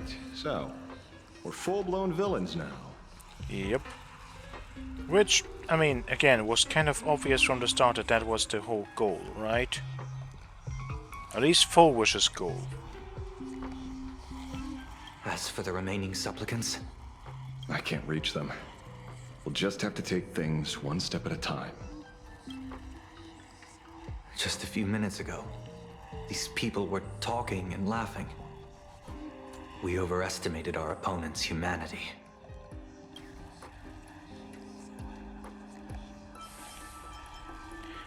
Are they dead? They can't die. I hope that puts you at ease. This is a matter of life and death, and we don't have time here to be sentimental. Otherwise, there will only be more casualties. No. It's probably more like wanting to die, but being unable to. Elaborate? I used to be a fan of the Nameless, too. I'd excitedly tell everyone they're true heroes. But look at how that turned out. They don't care at all about whether the Arcadia lives or dies. Wait, is that the train leaving? What do we get for our sincerity? The Astral Express just smugly declares another trail to blaze. I ask you, what gives you the right to call yourself a trailblazer? Are you okay? Well, mostly. But yeah. She sure has a way with words, especially the words of others. They've got a way with words. Give me a chance, and I could also spin 100 yarns without repeating myself. Should I say classic you? You have a great attitude. Wish power is gathering. I have to say, Full Wish's approach is proving quite effective. Let's quiet down the onlookers first. With the IPC helping out with crowd control, hopefully it won't be too much of a hassle. Con artist? In bed? With the IPC? You no shame. Isn't this completely out of control? What is Pearl doing? We're past the point of no return. The longer this drags on, the worse our odds get. But public opinion is a double-edged sword, and we can use it to our advantage. If we can just tear off Full Wish's mask, the tables will turn in an instant. The others must be taking action too.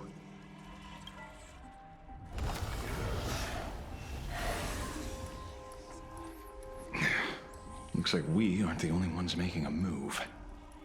Yeah, also, do we have a plan as to how we would do that?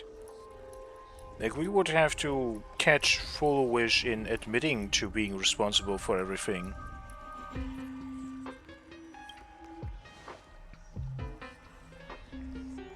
Let's make this quick. In the tradition of the Phantom Moon games, it's supplicant versus supplicant.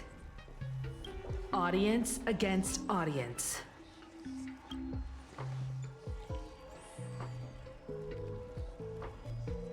Then I'll be counting on the navigator to watch my back. Please, be careful. How should I put it? This feels like destiny. 15 years ago, I defeated the Herald of Death with my own two hands. 15 years later, you have donned the supplicant's mask. I trust that if I could pull it off, there's no reason you can't do the same. Well, you stay safe too.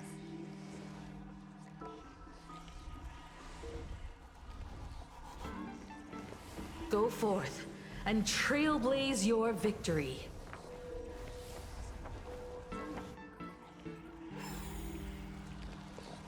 Oh, we're just... Hello, can you not? Okay, fine, readable. There's just a question of, can we actually do... I'll free you from your chain. Disappear among the sea of butterflies. Well, Illusions of the past. Fight to the death. I mean, there will be a lot of damage, no matter Fall what. into misery.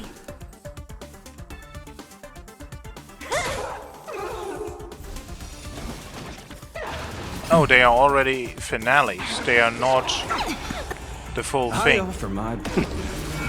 was confused. I was like, where's the splitting? But no, they are already the final ones.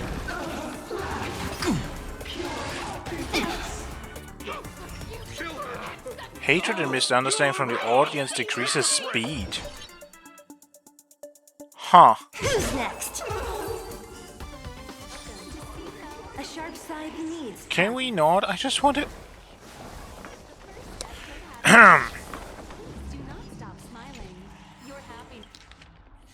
Pre-op psychological assessment record. Isn't that what we already read? This is what we already read. Okay. Not that important. We'll have to deal with the ones. We're just gonna sneak on past.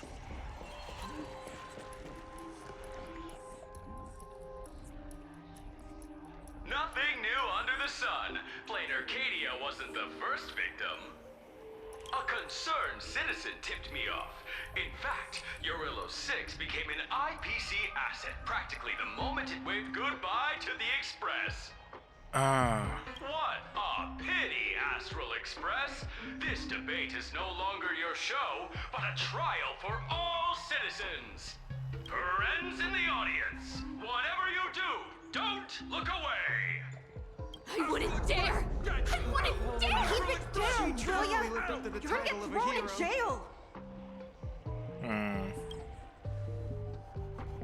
Is this the debate Full Wish prepared? Again, not a debate. More like public execution. I figured it was a trap, but these tactics are just despicable. It's truly shameful. Sure, but it's also what we expected, is it not? Don't get mad. Action is the best counterattack. Yes. Show people through actions that you're not what... well, what the rumors say. Full Wish is stalling for time. At this rate, it'll never end. The elevator's cut. Are there stairs? The emergency exit's a no-go too. We're short on time. Let's just scale the outside of the tower. Sure. That feels like a normal thing to do, actually. Like, legitimately, that's just like one of the most normal things we've had. Touching a gravity line will cause the Trailblazemon's gravity to flip upside down. Oh. Ooh. We're doing this kind of stuff.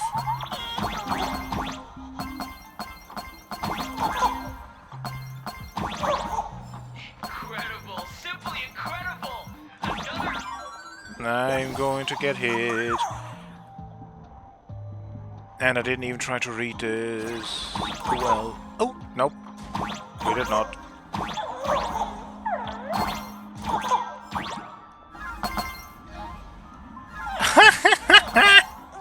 Okay, this is fun as all hell. Oh, they need to make more like this. This is great. The whimsy that sometimes just is part of all the things you do in this game is always a great experience. It's just fun. The infamous Penacony. Needless to say, this one is the biggest culprit of all.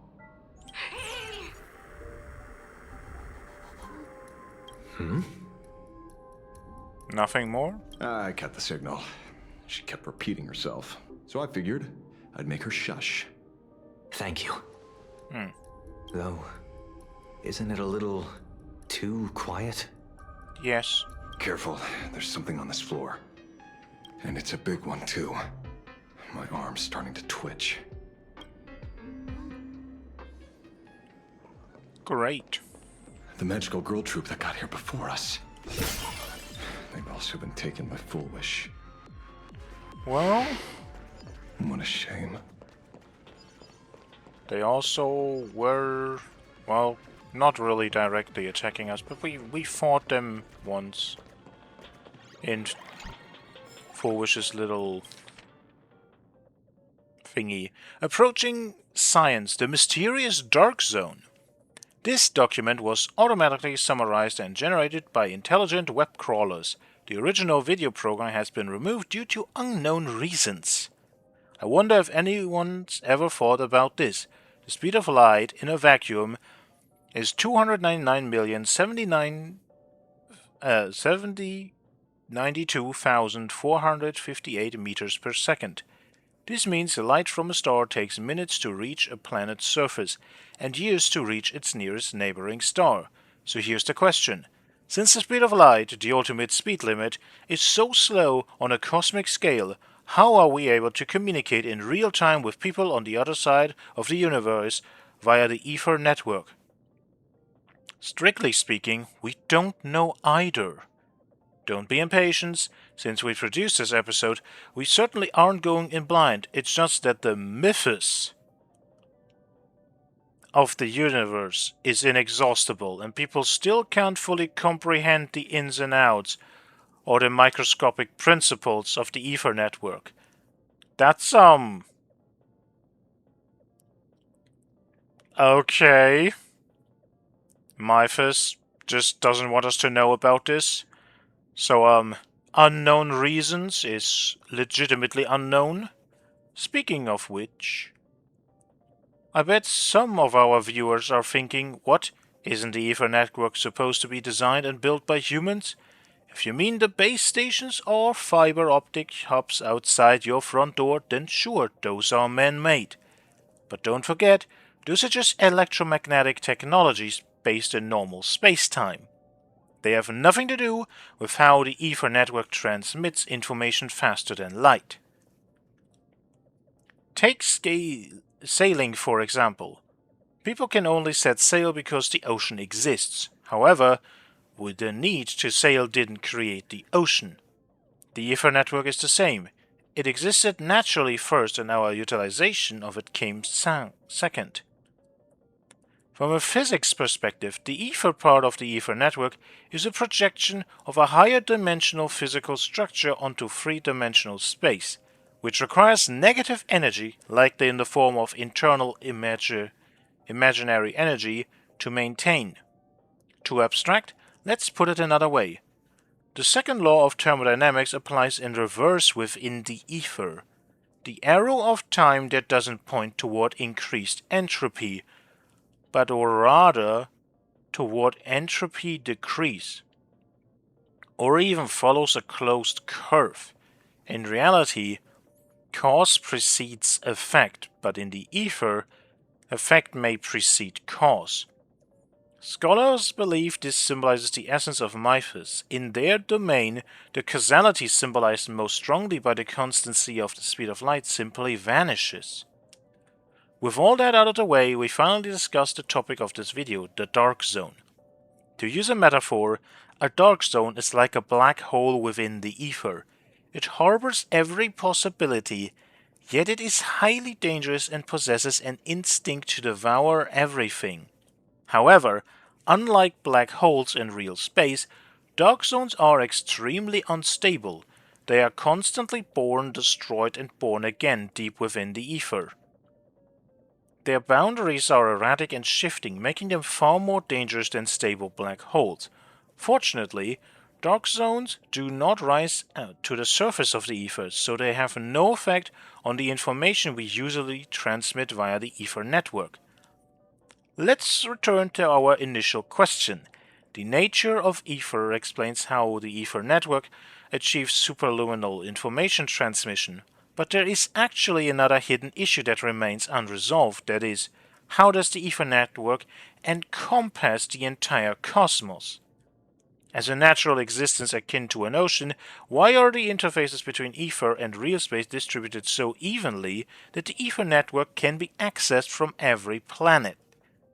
After all, oceans aren't always interconnected, nor do rivers always flow into the sea in other natural phenomena.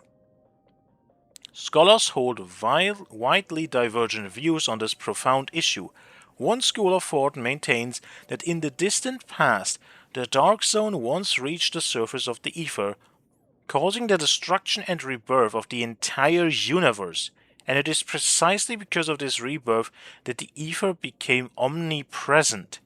In other words, they essentially believe that the dark zone has sculpted the universe into a form in which mythos can intervene. If this holds true, then in the distant future, even after the finality has reached its finale, it isn't impossible that Mythos could reboot the universe once more. That may just be the most mysterious and alluring aspect of the Dark Zone. Yeah, but with Mythos involved, how much of that is believable? Intriguing nonetheless. Okay.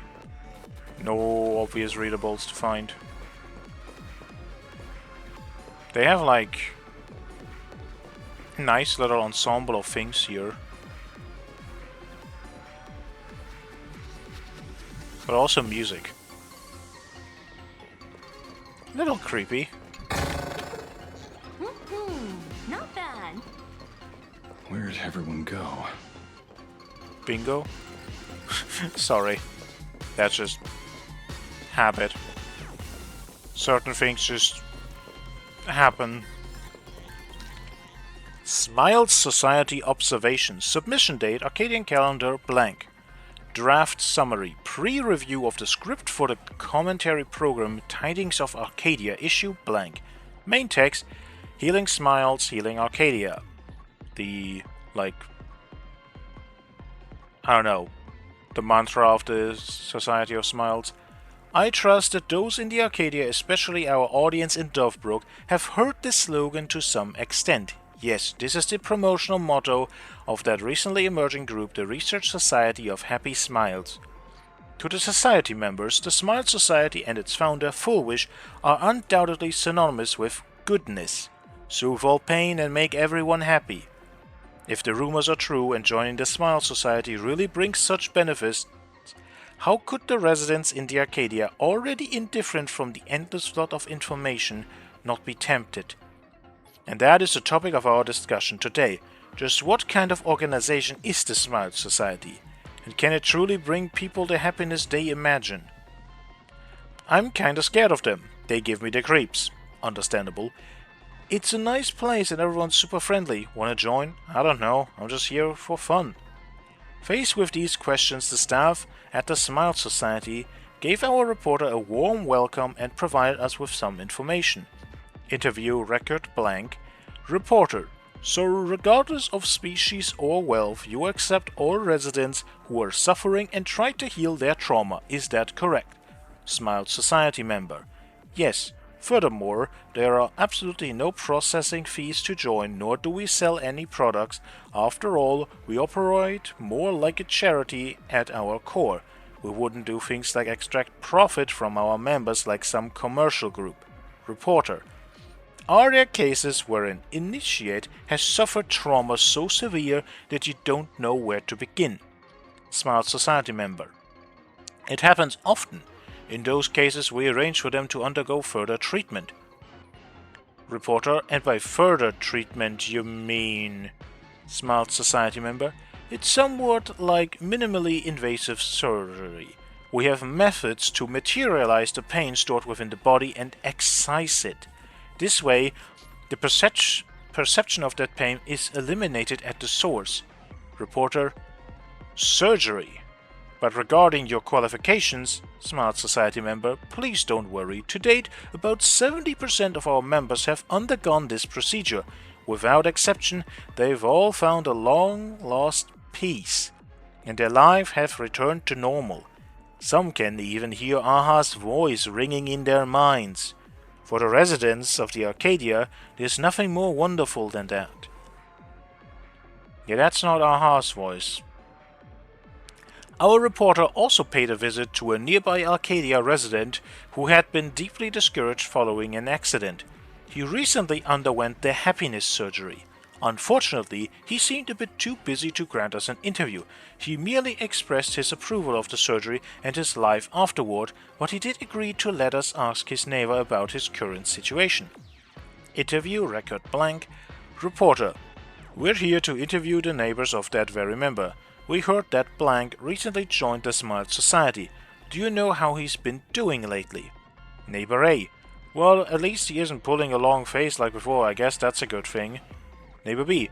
That profanity. Every day he acts like he's transcended the mortal coil or something, with only a silly laugh on his face. The other day, I couldn't stand it and yelled at him, and he actually said, "Thank you for your consideration. I truly am happy, man." Ugh, gave me goosebumps. Neighbor A, what, you prefer he go back to sighing all day and acting like he's on death's door? Neighbor B, that's still better than looking like whatever he is now. The point is, none of his actual problems have been solved, have they? That's what I've been saying. It doesn't actually, like, you just feel happy, but they're still there. You don't solve anything, you just take away the feeling. But now you're nothing anymore. Like, if you can't even understand that you have problems, then are you even a person at that point? You're legitimately like half lobotomized at that point. Anyway, many people have received tangible help from the Smile Society and are deeply grateful for it. There is no doubt that the Society's original intention to bring hope and goodwill to the people is irreplaceable.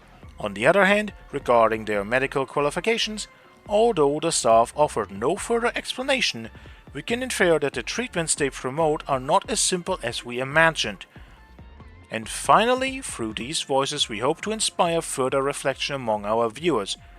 If suffering is an inevitable part of the human experience, then does the simple act of peeling away pain not also deny our very integrity as people?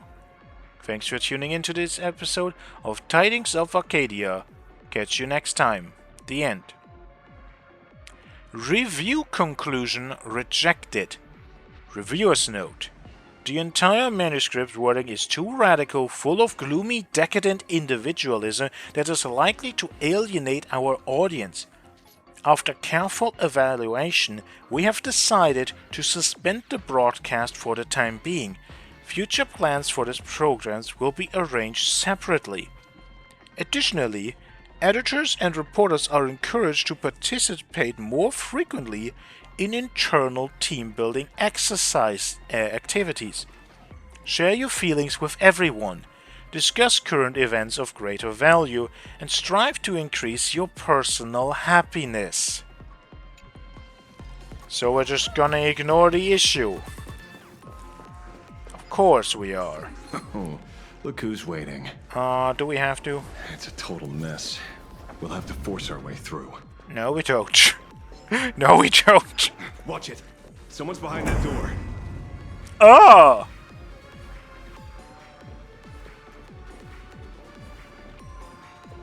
That is... Is that Blade? Yeah, it is. How? Ah. Oh, let's check in this room. Isn't this great? Isn't this happy? Isn't this wonderful? Isn't this absolutely just... Aha! How is this? Oh god, there's an audience actually, like with glow sticks. Wanna spar? I hate it.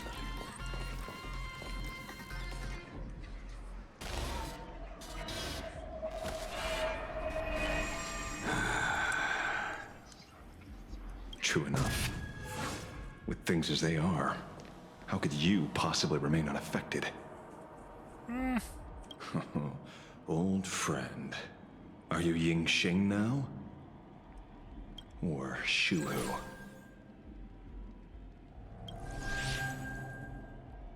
I am Blade. Okay. That's all I wanted to ask. Let me handle this. Maybe... No need. We can trust him. Yay.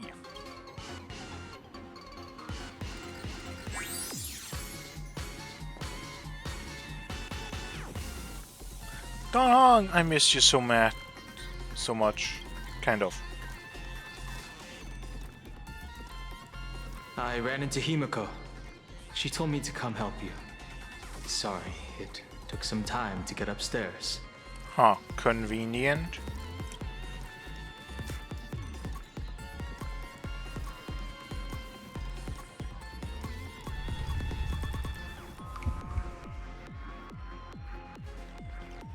Seeing you makes me feel much calmer. I guess it's good to see that these two are working together. Weird. You didn't have an episode?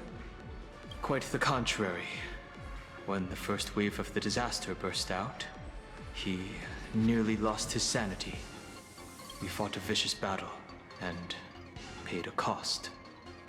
It was only when General Yao Guang showed him Yin Xing's hand-forged token that he finally came back to his senses.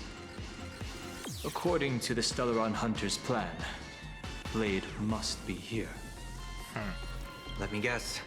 Something to do with stopping Full Wish? Correct. Full Wish sought to exploit the abundance, but she never expected another host of Shuhu to participate in the Phantom Moon Games. What she can do, he can do too. In a different form. We just need to create an opening for Blade to seize the mask. Okay, we have a plan. Then those 200,000 people can be saved. Don't rule out the other possibility. Everyone dies at your hands. Positive thinking, Ashvale. If this were the IPC, they'd throw you in jail for sure.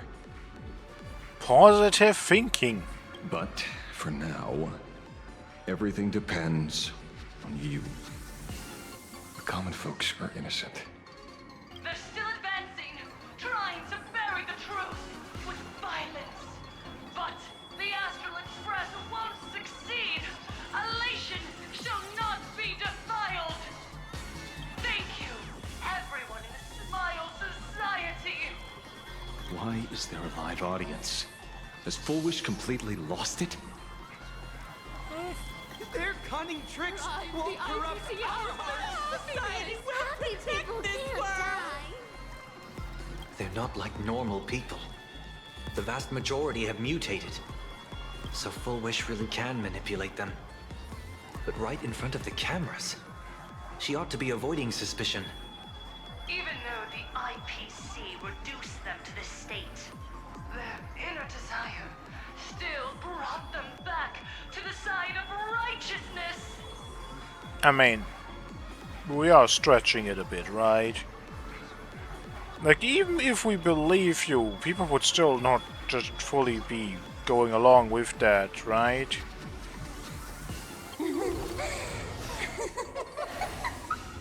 Healed already? That fast?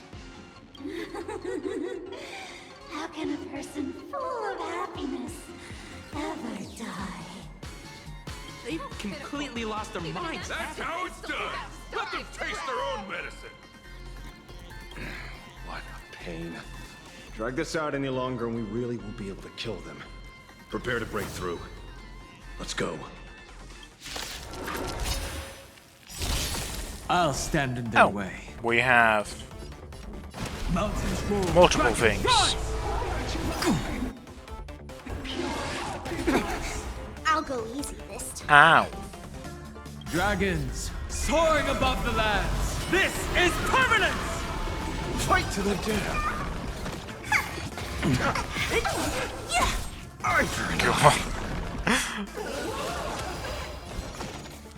Welp.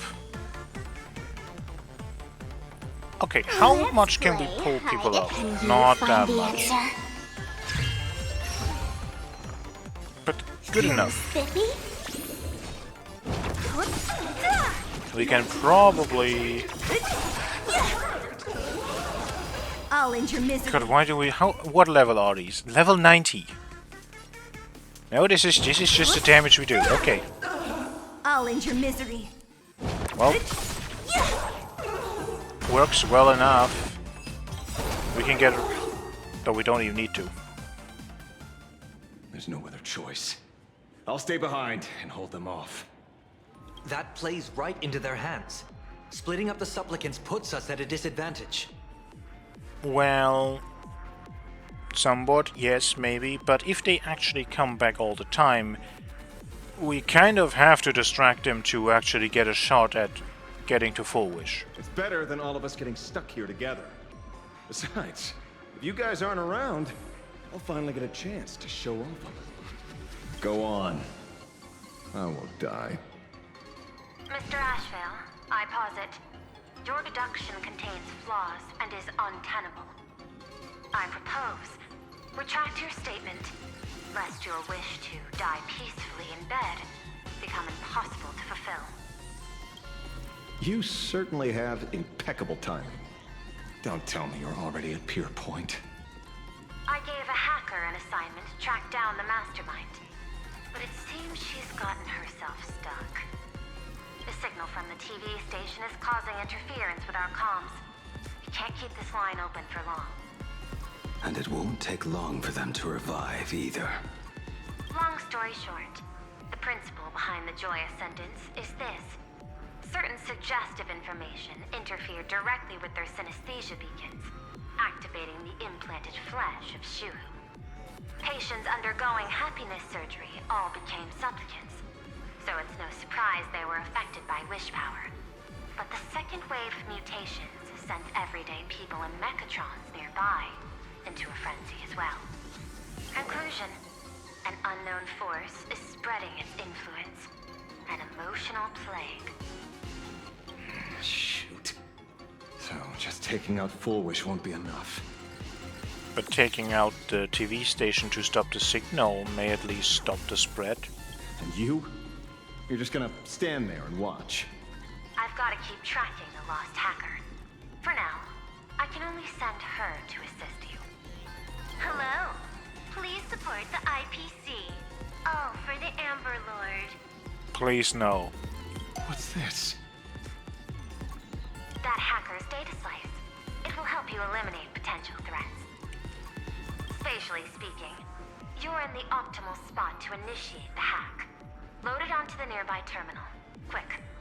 Just looking at this screen ticks me off. I wanted to smash it anyway, so...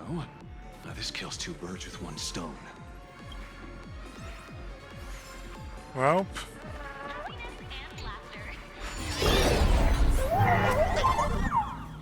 What kind of great dialogue is...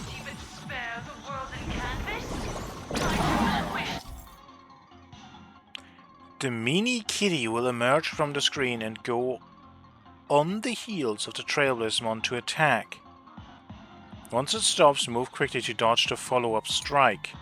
Mini kitty's attacks can also detonate bombs, so use that to your advantage and blow up the bombs in your path. Ah. So... Her emotions shifted slightly. Okay, that has a bigger radius than it looks like.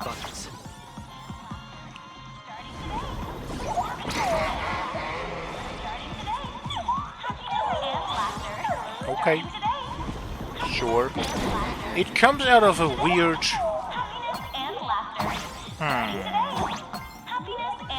Can be here. No, happiness and laughter. Stop.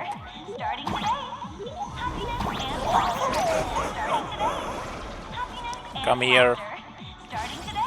Eat me.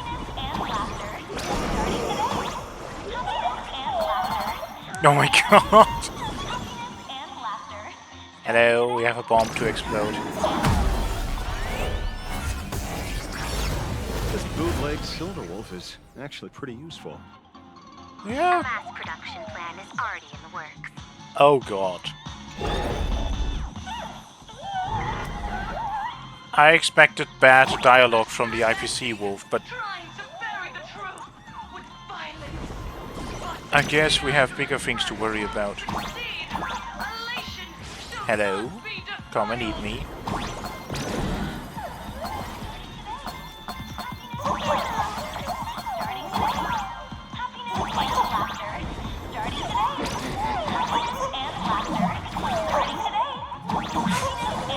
It is not getting...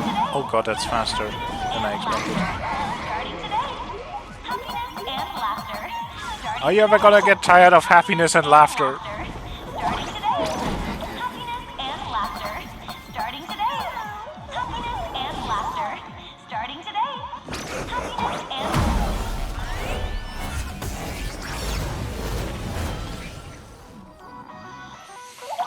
Well...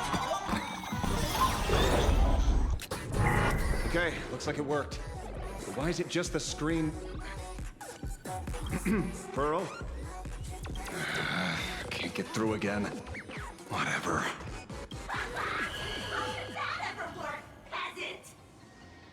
Peasant? I'm talking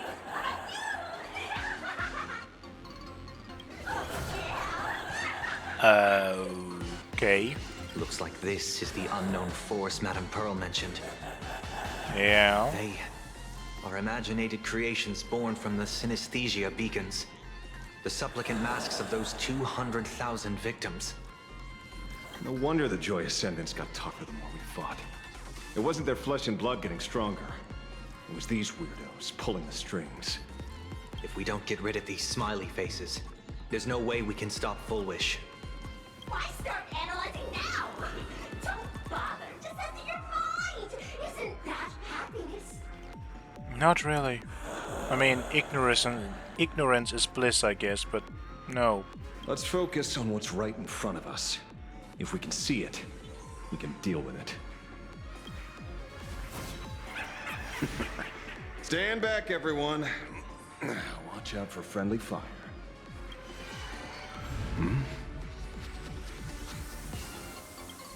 Hey, where's the young lady? Good question. Oh. We're here.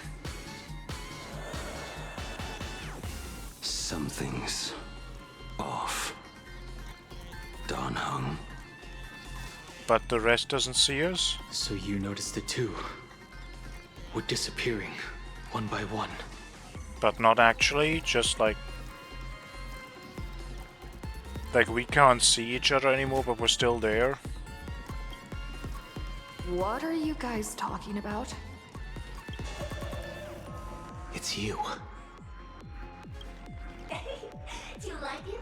We turn a blind eye to one another. In our lives, there is only me. So, I'll blind everyone else.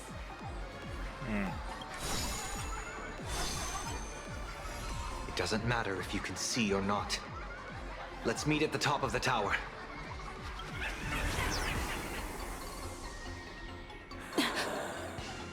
Going to the top of the tower.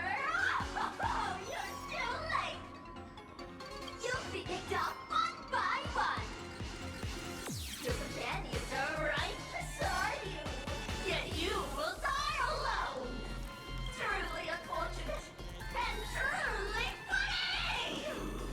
They disappeared? What's going on? Disappear.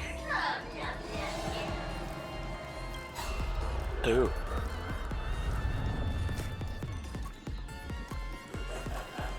It's 30 to 1. Never to be fortune again. Is the wall gonna come alive? Congratulations! You're the first lucky soul to be voted on. What exactly are you? Yes! Trouble harder! Let me announce the answer. Standing before you is the wish power of the rebel! Malice. So you're just like, huh. All of these people had things in their life that they didn't want, pain that they didn't want to face. And we've seen that especially with the IPC people in Perlux Tower, in Perlux Corp. They were not necessarily happy with their job and their, like, work environment. So, it's again, like, the problems are still there, you just don't care anymore. But I guess deep down these feelings might still be there, and all that anger and frustration is still somewhere. I am the mask everyone wears for themselves. Blade Arcadia's snarky buffoon. My heart is filled with sorrow, yet my face is one of infinite joy. For the Arcadia is dying, but the people have finally found their wishes. And I am the executor. Those who do not smile shall be tried.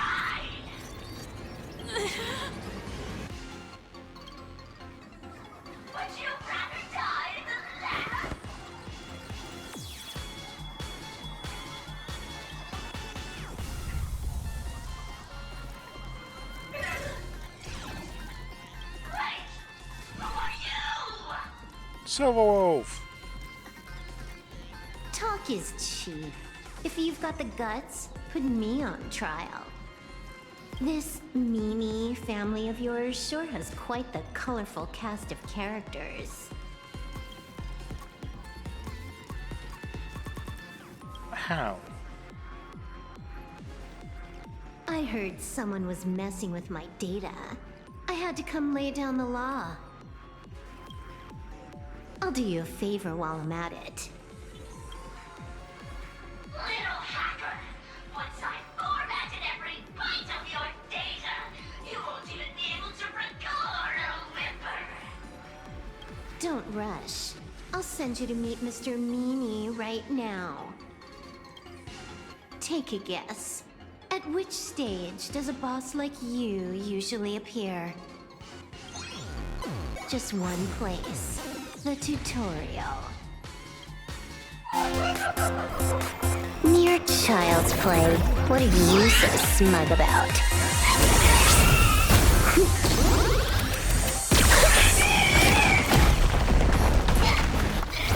A quick victory isn't hard, but I'm being generous today by letting you witness the gap between us.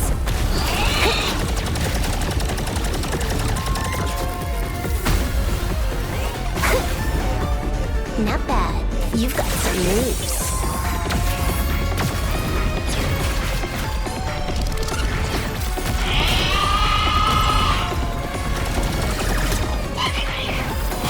What? You still think you can win?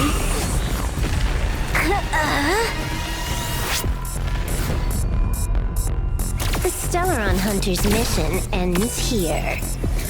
Take a good look at who's taking you out. It's the last Emperor of the Dark Zone.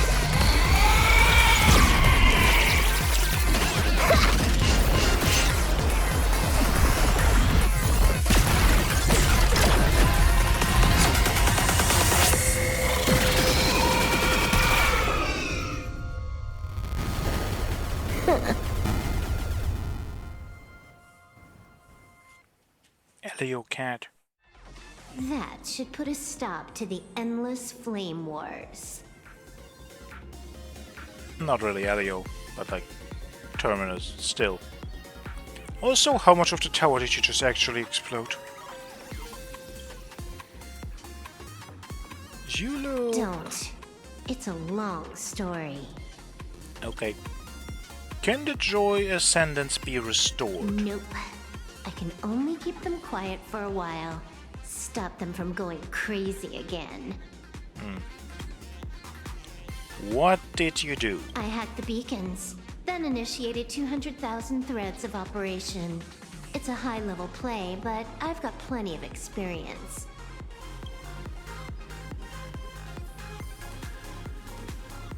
You go handle Full Wish. You're not gonna give me any spoilers? Elio didn't want us to tell you, but we talked it over and decided to ignore him for now. Huh. This time, no one can see the path ahead. You're going to have to walk it alone.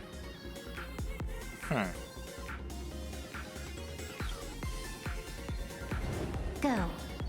I wish you good luck.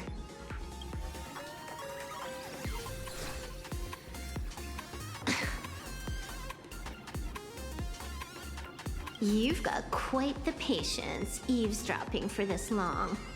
A real mean one. Let's see just how long you can hide. Is this for the sake of ceremony again? Oh! The moment the word ceremony came up, I was like, huh. We've heard ceremony before in a specific trailer, but are you who I think you are? You finally showed up, mastermind. Is this Assad Pramod? One more round. How about it? Such a pity. If she'd stuck around a little longer, she would have witnessed an even more interesting truth. Is this appearance a future you borrowed. In a certain possibility, you stand at the pinnacle of the Emanator's evolution. The universe's one and only true player. Every game already cleared. No more challenges, no more thrills, and naturally, no more laughter. Just silence. How many times have you worn that bored expression now? For you, this is the last time. I can tell! Right now, I'd be wise to stay out of the line of fire. Scared? Too late. How many more aces do you have up your sleeve? Play them one by one. I'm watching. You'll see. Just not right now. Don't misunderstand, Hacker. I'm only stepping behind the curtain because tonight's comedy stars someone else. The Fantasmal games will continue, marching towards destruction, just as Emphorius did. Well, capitalized destruction. That is definitely somewhat confirming who you are. Take a guess. This time, who will be mourning when the clock finally runs out?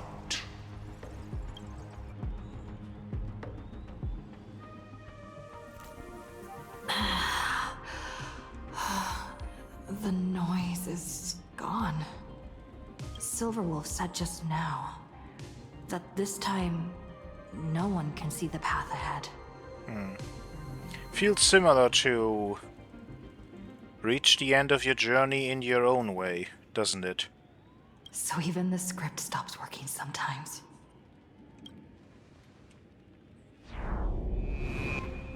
Foolish basically has no evidence at all. Stop looking at that. You sticking up for the IPC dog? You're not gonna hear anything good. Looks like the winds of public opinion are starting to shift. Or maybe actually you will. The IPC is interfering with the live broadcast, but Foolish TV will never yield. We will fight those despicable supplicants from beyond the sky to the bitter end.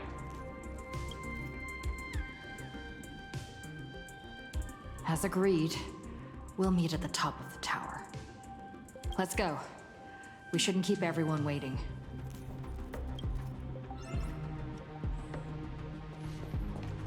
Well, to the top we go. Silverwolf was right. The Joy Ascendants have calmed down. Not even enemies anymore. It's a bit too much calm. Heroes sealed a Lord Ravager at the cost of their lives, only for their efforts to be undone by the arrival of the Express, unleashing a catastrophe that swept across the cosmos. To the Nameless, the tragedy of Anthorius is nothing more than fuel for the Trailblaze. Discussing freedom while ignoring the question? You seriously think I haven't read as I've written? Well, that's not the right thing. Bookshelf. I didn't get to read. Where is it?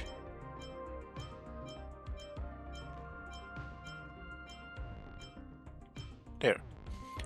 Staff petition regarding the change of TV station director at Foolish TV.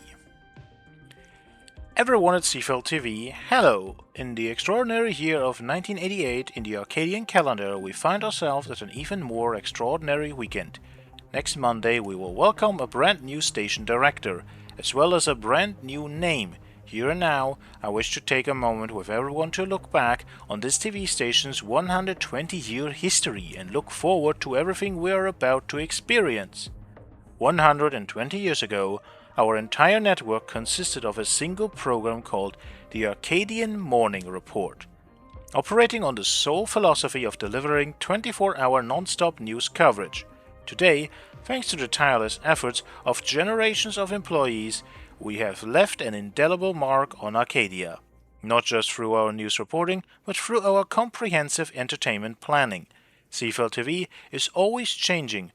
The only constant is our pursuit of change itself. We live in an age of attention. I think everyone would agree that Please Be Happy, which has captured the avid attention of the entire Arcadia, has revitalized the TV station from top to bottom.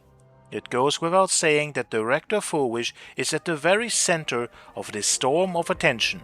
By using her name as our brand, we can further reshape the market and leave a deeper, more lasting impression on the entire Arcadia. Director Fourwish says that in this fast-paced era, media professionals must be like the Ether network. We have to learn to move at light speed. Our station has a long history, and that's exactly why it needs a shot in the arm. This applies both internally and externally. We need to adopt the inventor mentality of the Punklordians. Never stop learning, never stop creating. Through constant change, we can keep a firm grip on the pulse of the times. Our success has only just begun, but don't take it for granted. We are writing history here, and our future knows no limits. Everyone has the chance to help build a brand new, stylish and dynamic Fourwish TV. Starting next week, let's create more happiness for our Arcadia and more elation. Collier, Assistant and Secretary of the Station Director. You're not really changing though if everything is happiness. So you're not really keeping up with that, are you? Seafeld TV Chronicles. A brochure printed with the Seafeld TV logo recording key events in the station's developmental history.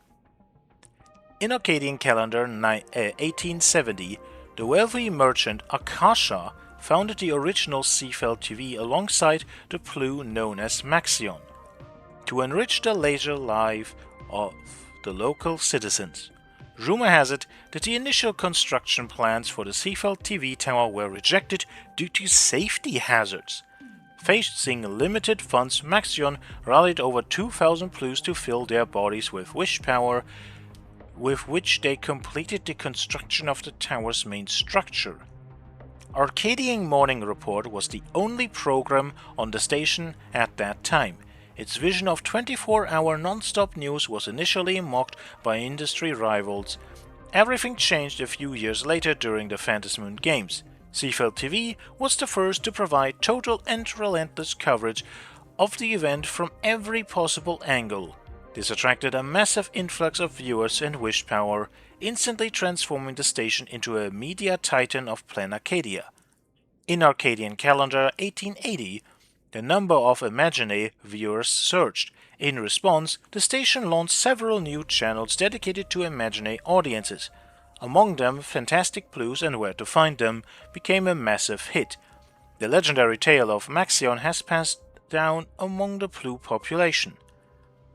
In Arcadian calendar 1900, director Naruto secured a partnership with the Imagine known as Thundercoil. The latter was offered a massive hoard of wish power in exchange for its services as a signal relay station. Following this deal, Seafeld TV broadcasts finally reached the distant cities of Plan Arcadia. That same year, the Pixel Gourmet channel premiered to the public.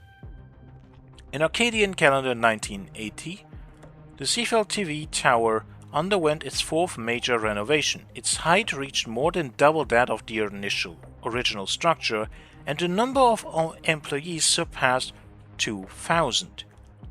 In Arcadian calendar 1984, during the Held of Death incident, Seafeld TV reporters risked their lives to provide detailed tracking of the case. They contributed significantly to the evacuation of the affected populace. Following the subjugation of the Herald of Death, the station was honored with the title of Outstanding Media Organization of the Era by the Plan Arcadia Council. That same year, the first season of Please Be Happy premiered, achieving a viewership rating of 17.9%. In Arcadian calendar 1988, Fullwish took office as the 19th station director, and Seafield TV was renamed Fullwish TV. It all seems mostly just pretty normal and We're not... going up through the elevator shaft this time? I mean, we have done weirder things. Ooh.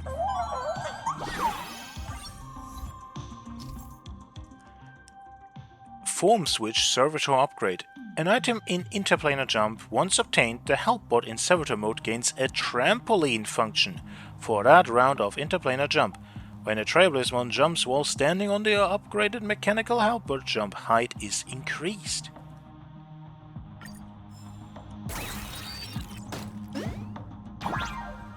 And then we get to flip.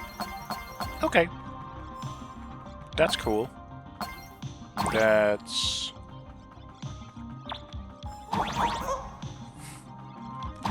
kind of think about this, like, if this is actually how some of these people have to, like, go to work, how ridiculous would that be?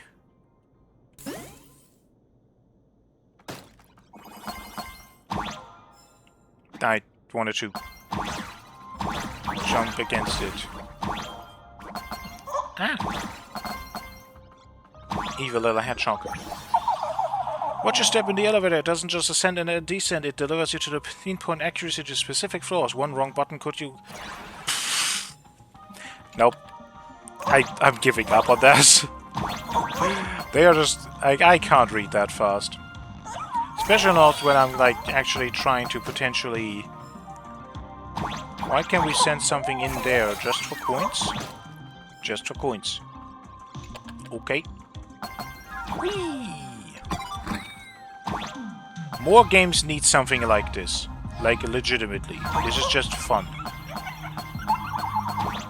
It's not necessarily that it's like necessary, but it is just fun. How does this... Ah, it goes on the bottom.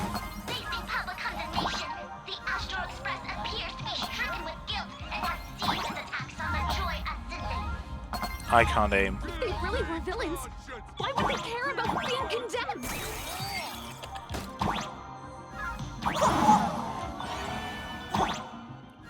And I also just don't work with platformers in general, yes.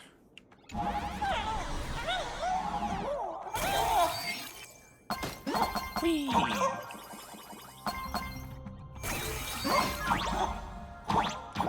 That was a bit much. Fall upward? Which is exactly the reason why I think this is fun. Just the idea of falling upward is just like... It's just... kinda neat. We're through. Don't let your guard down. Fullwish looks...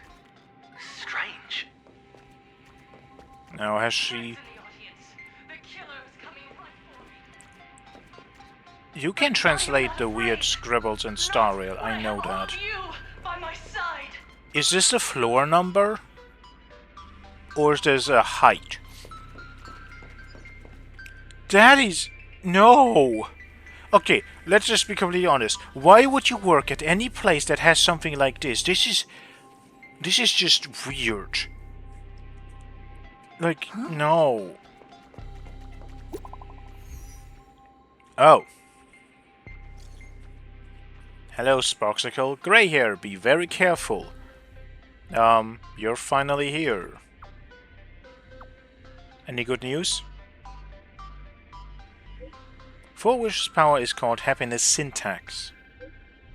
Sounds fancy, but all it does is manipulate people by stirring up and amplifying their inner desires. The bad news is this trick works best in Planet Arcadia. Okay, any good news? You said the bad news, so what's the good news? Sparksicle just fought her way out of the tavern, going back alive soon. Good luck with that then, later. Okay. Well, as helpful as... I'll be waiting for you in the control room. Why is it a pile of chairs?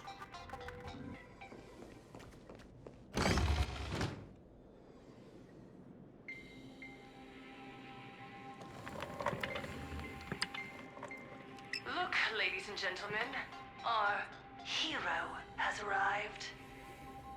Wait, she's not even really here? Bearing vanity, violence, and that signature baseball bat. Here you are.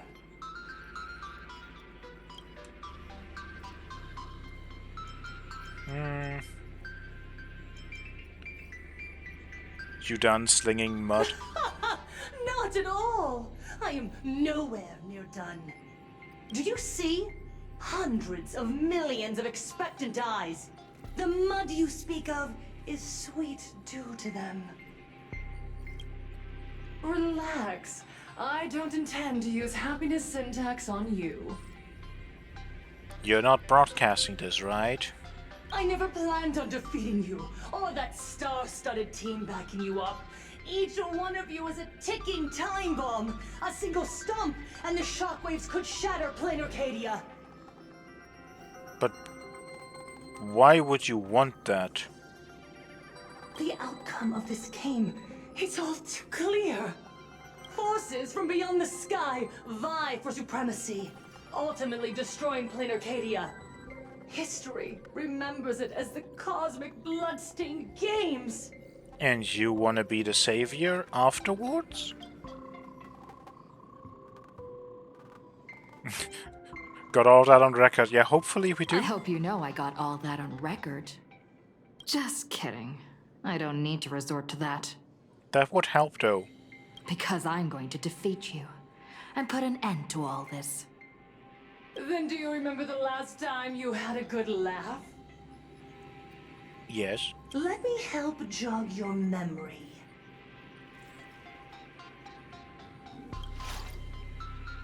I saw it. A living, breathing person turned into a flower right in front of me, and it was giggling. Someone! Anyone! Save us! Where is the IPC? Where's the Department of Operation Defense? Pitiful souls. And laughable, too. There is no need for panic.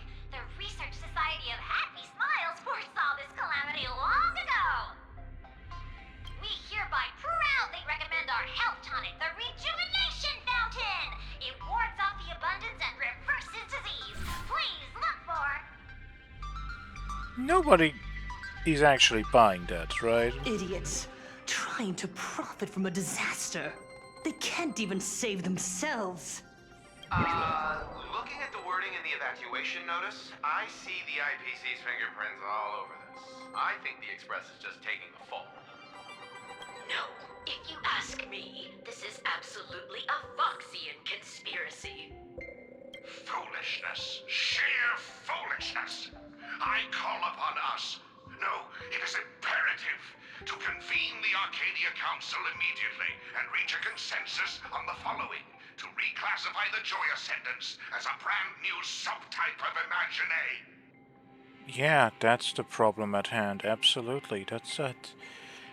Ah. And then what? And then, accept them with all your heart, and one day you'll be able to coexist peacefully.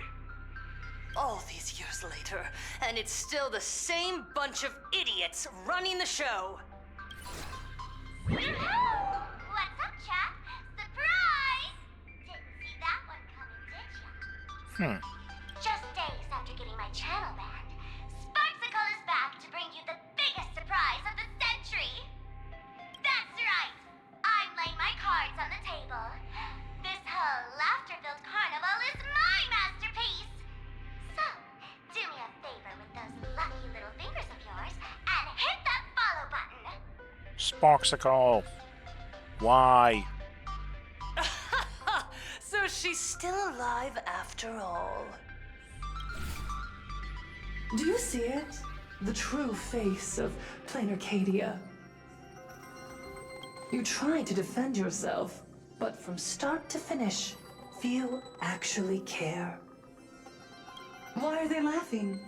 No one cares. This is my home.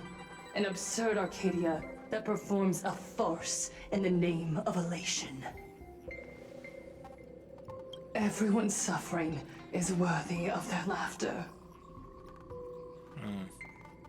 You think you're wide awake, yet you're the one who's fallen deepest into the dream. Use tuning to make her confess to the public. Also, we need to pry out of her how to undo the transformations. Or, full wish, you can do it yourself. This is your last chance. She's not gonna do that. Once the transformation starts, there's no stopping it. Killing me won't do you any good. Besides, aren't you the ones to blame for all this? Based on the nonsense you have been spouting, yes. You're a stubborn one. Your kindness is laughable. How can a fool's play end in a boring epiphany? Come then. I've set the stage for a bloody spectacle. Right at the top of the Seafeld TV tower. Prepare to welcome the climax of this game. Cowardly vermin. We need to catch her. Immediately. I've got to hand it to you guys. It takes real patience to sit through all her jibber-jabber. Go on. I'll open a shortcut for you. Oh. I'd like to see what other tricks she has up her sleeve.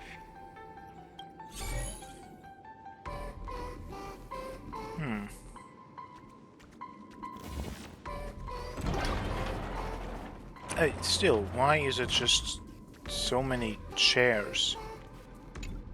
Come to think of it, how did Foolish manage to move all these chairs here by herself? That's not the question. Why?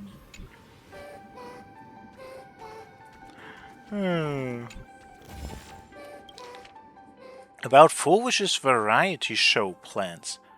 Proposal for a variety show with the title Please Be Happy Revival Plan, still faintly visible on the cover page. Proposed by Collier, producer of Please Be Happy. Preliminary research. Misjudgment driven by public opinion. Conclusion. Commercial potential remains. Our network's variety show Please Be Happy was dedicated to bringing joy to our guests. With buzzworthy topics and a strong sense of social responsibility, it became an instant hit, only to crash and burn after the fake smile scandal involving victims of the bloodstained games. Buried under an avalanche of public outrage, the show was suspended indefinitely, and every subsequent endorsement deal went up in smoke. But was that really the end of the story? As the producer, I conducted many questionnaire analyses and street interviews, and my conclusions flew in the face of conventional wisdom. 53% of viewers admitted they already assumed the variety shows were scripted, and 86% didn't even care about the scandal. As one interviewee put it, what matters most in TV isn't authenticity, but entertainment. We gave in to the vocal minority and trapped ourselves in a spiral of silence. Well, there is definitely truth to that. Both parts of that, both that's like what matters most is entertainment, and as well as giving in to the vocal minority isn't probably a good idea. Feasibility analysis, new faces, new crew, Full Wish, born for the show. During the hiatus, our team discovered a new potential guest, Full Wish, a student at Graphia Academy and survivor of the Herald of Death incident. She witnessed her classmates being killed, barely escaped with her life, only to then hear that her parents were murdered on the streets of Dovebrook. A young girl in the prime of her life, struck by such dramatic tragedy. What path lies ahead for her after she lost both parents? Undoubtedly, Full Wish brings unparalleled buzz with her, enough to bring our show and those unfulfilled sponsorship deals back to life. Before the show launches, we'll work with the IPC to spin positive PR, revealing that the fake smile scandal was the personal misconduct of the director and guest. The IPC won't refuse. They've been hoping for an inspirational success story to help everyone move past the Herald of Death's shadow anyway. On top of that, we'll craft a brand new scripted tailored specifically for her. This is kind of what she's talking about, right? It's all kind of fake, like nobody really cares. Like, this is not a thing of like, oh yeah, this woman suffered, we should help her. This is a very much like, her story would be sensational, people would love that. And the thing that's actually important is kind of thrown out the window. Production plan.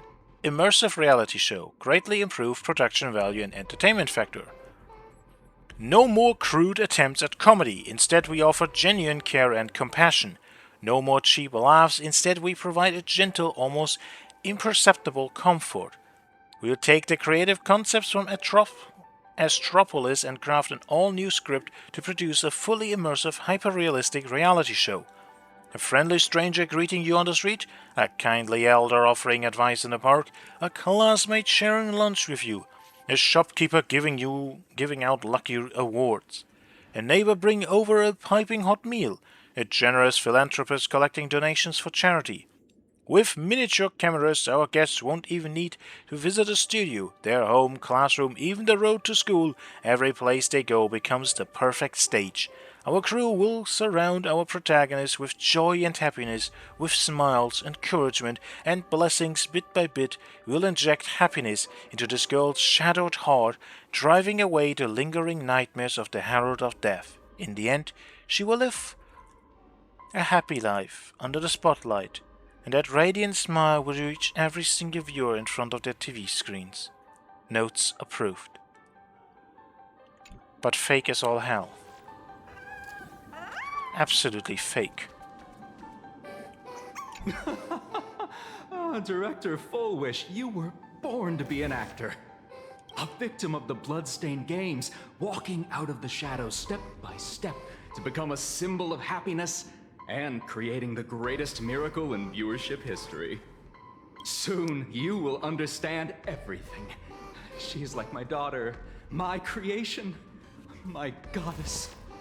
What did I accidentally skip? What are you talking about? It's not a good answer. Ignore him. He's completely lost it. Yes, he has. But I guess everyone has who is influenced by this. They're all like this, probably. Completely out of it.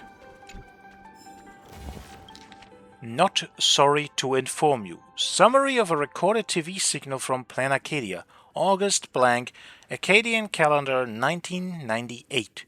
The broadcast was hijacked by an external entity at approximately 5 p.m. 17:13:35. Recording starts.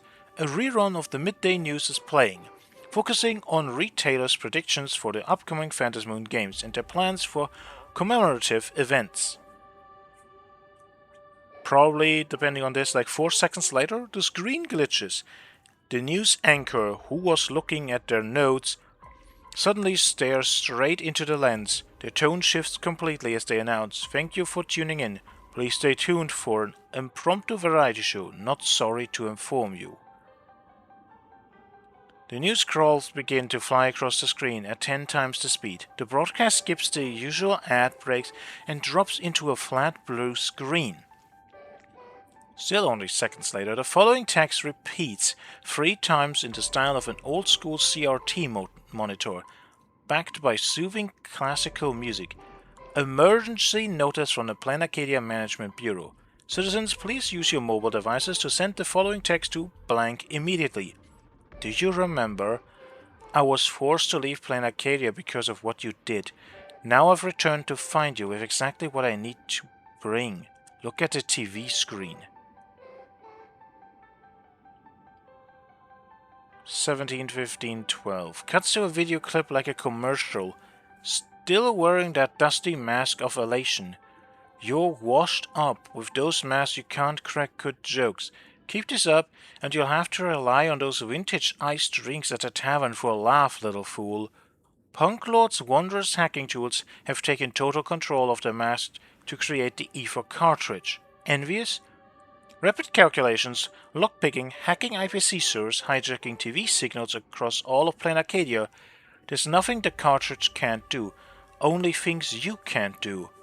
Right now, I can't even display your embarrassing photo from back in the day on TV. Of course, I'll save you some face.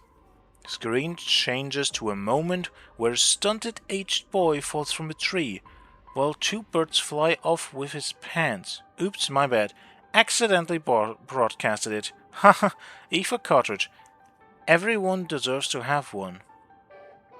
17:18:36. I should say like it's like hours 17, minute 18 and 36 seconds, but that's just whatever. The TV displays the logo of a common punk rock snack brand while playing an audio clip. So, bet that woke you up. How's it feel to get DDoSed by the entirety of Planet Arcadia? You said you wanted to drink something special, so I went all the way back home to bring you some electronic orange juice, and you actually fell asleep? That's tilting. Alright, just lock in already. Next time we game, remember to get online early or I'm gonna pull something way bigger than this. After all, I've got an ether cartridge, way classier than a fool's mask. Bite me. Whoops, thunder codes here. 17:19:50. The resounding echoes of exploding lightning and thunder lingered for over 10 seconds. 17:23. TV signal restored. There's definitely... I don't think it's Silver Wolf, but it's somewhat similar. Some hacker taking over the channel for a moment to do stuff. Well, we have somewhere to go. But that's also kind of the point. We have somewhere to go. And I think this is gonna be like the big, probably big-ish finale. And this has been long enough, so I'm gonna say this is where I'm gonna stop. And this is where we're gonna step in next time. Until then, hope you enjoyed. Have a nice day, and let's see if we're gonna find an answer to multiple things next time. And what Fulwish's big final confrontation will look like. Till then, have a nice day.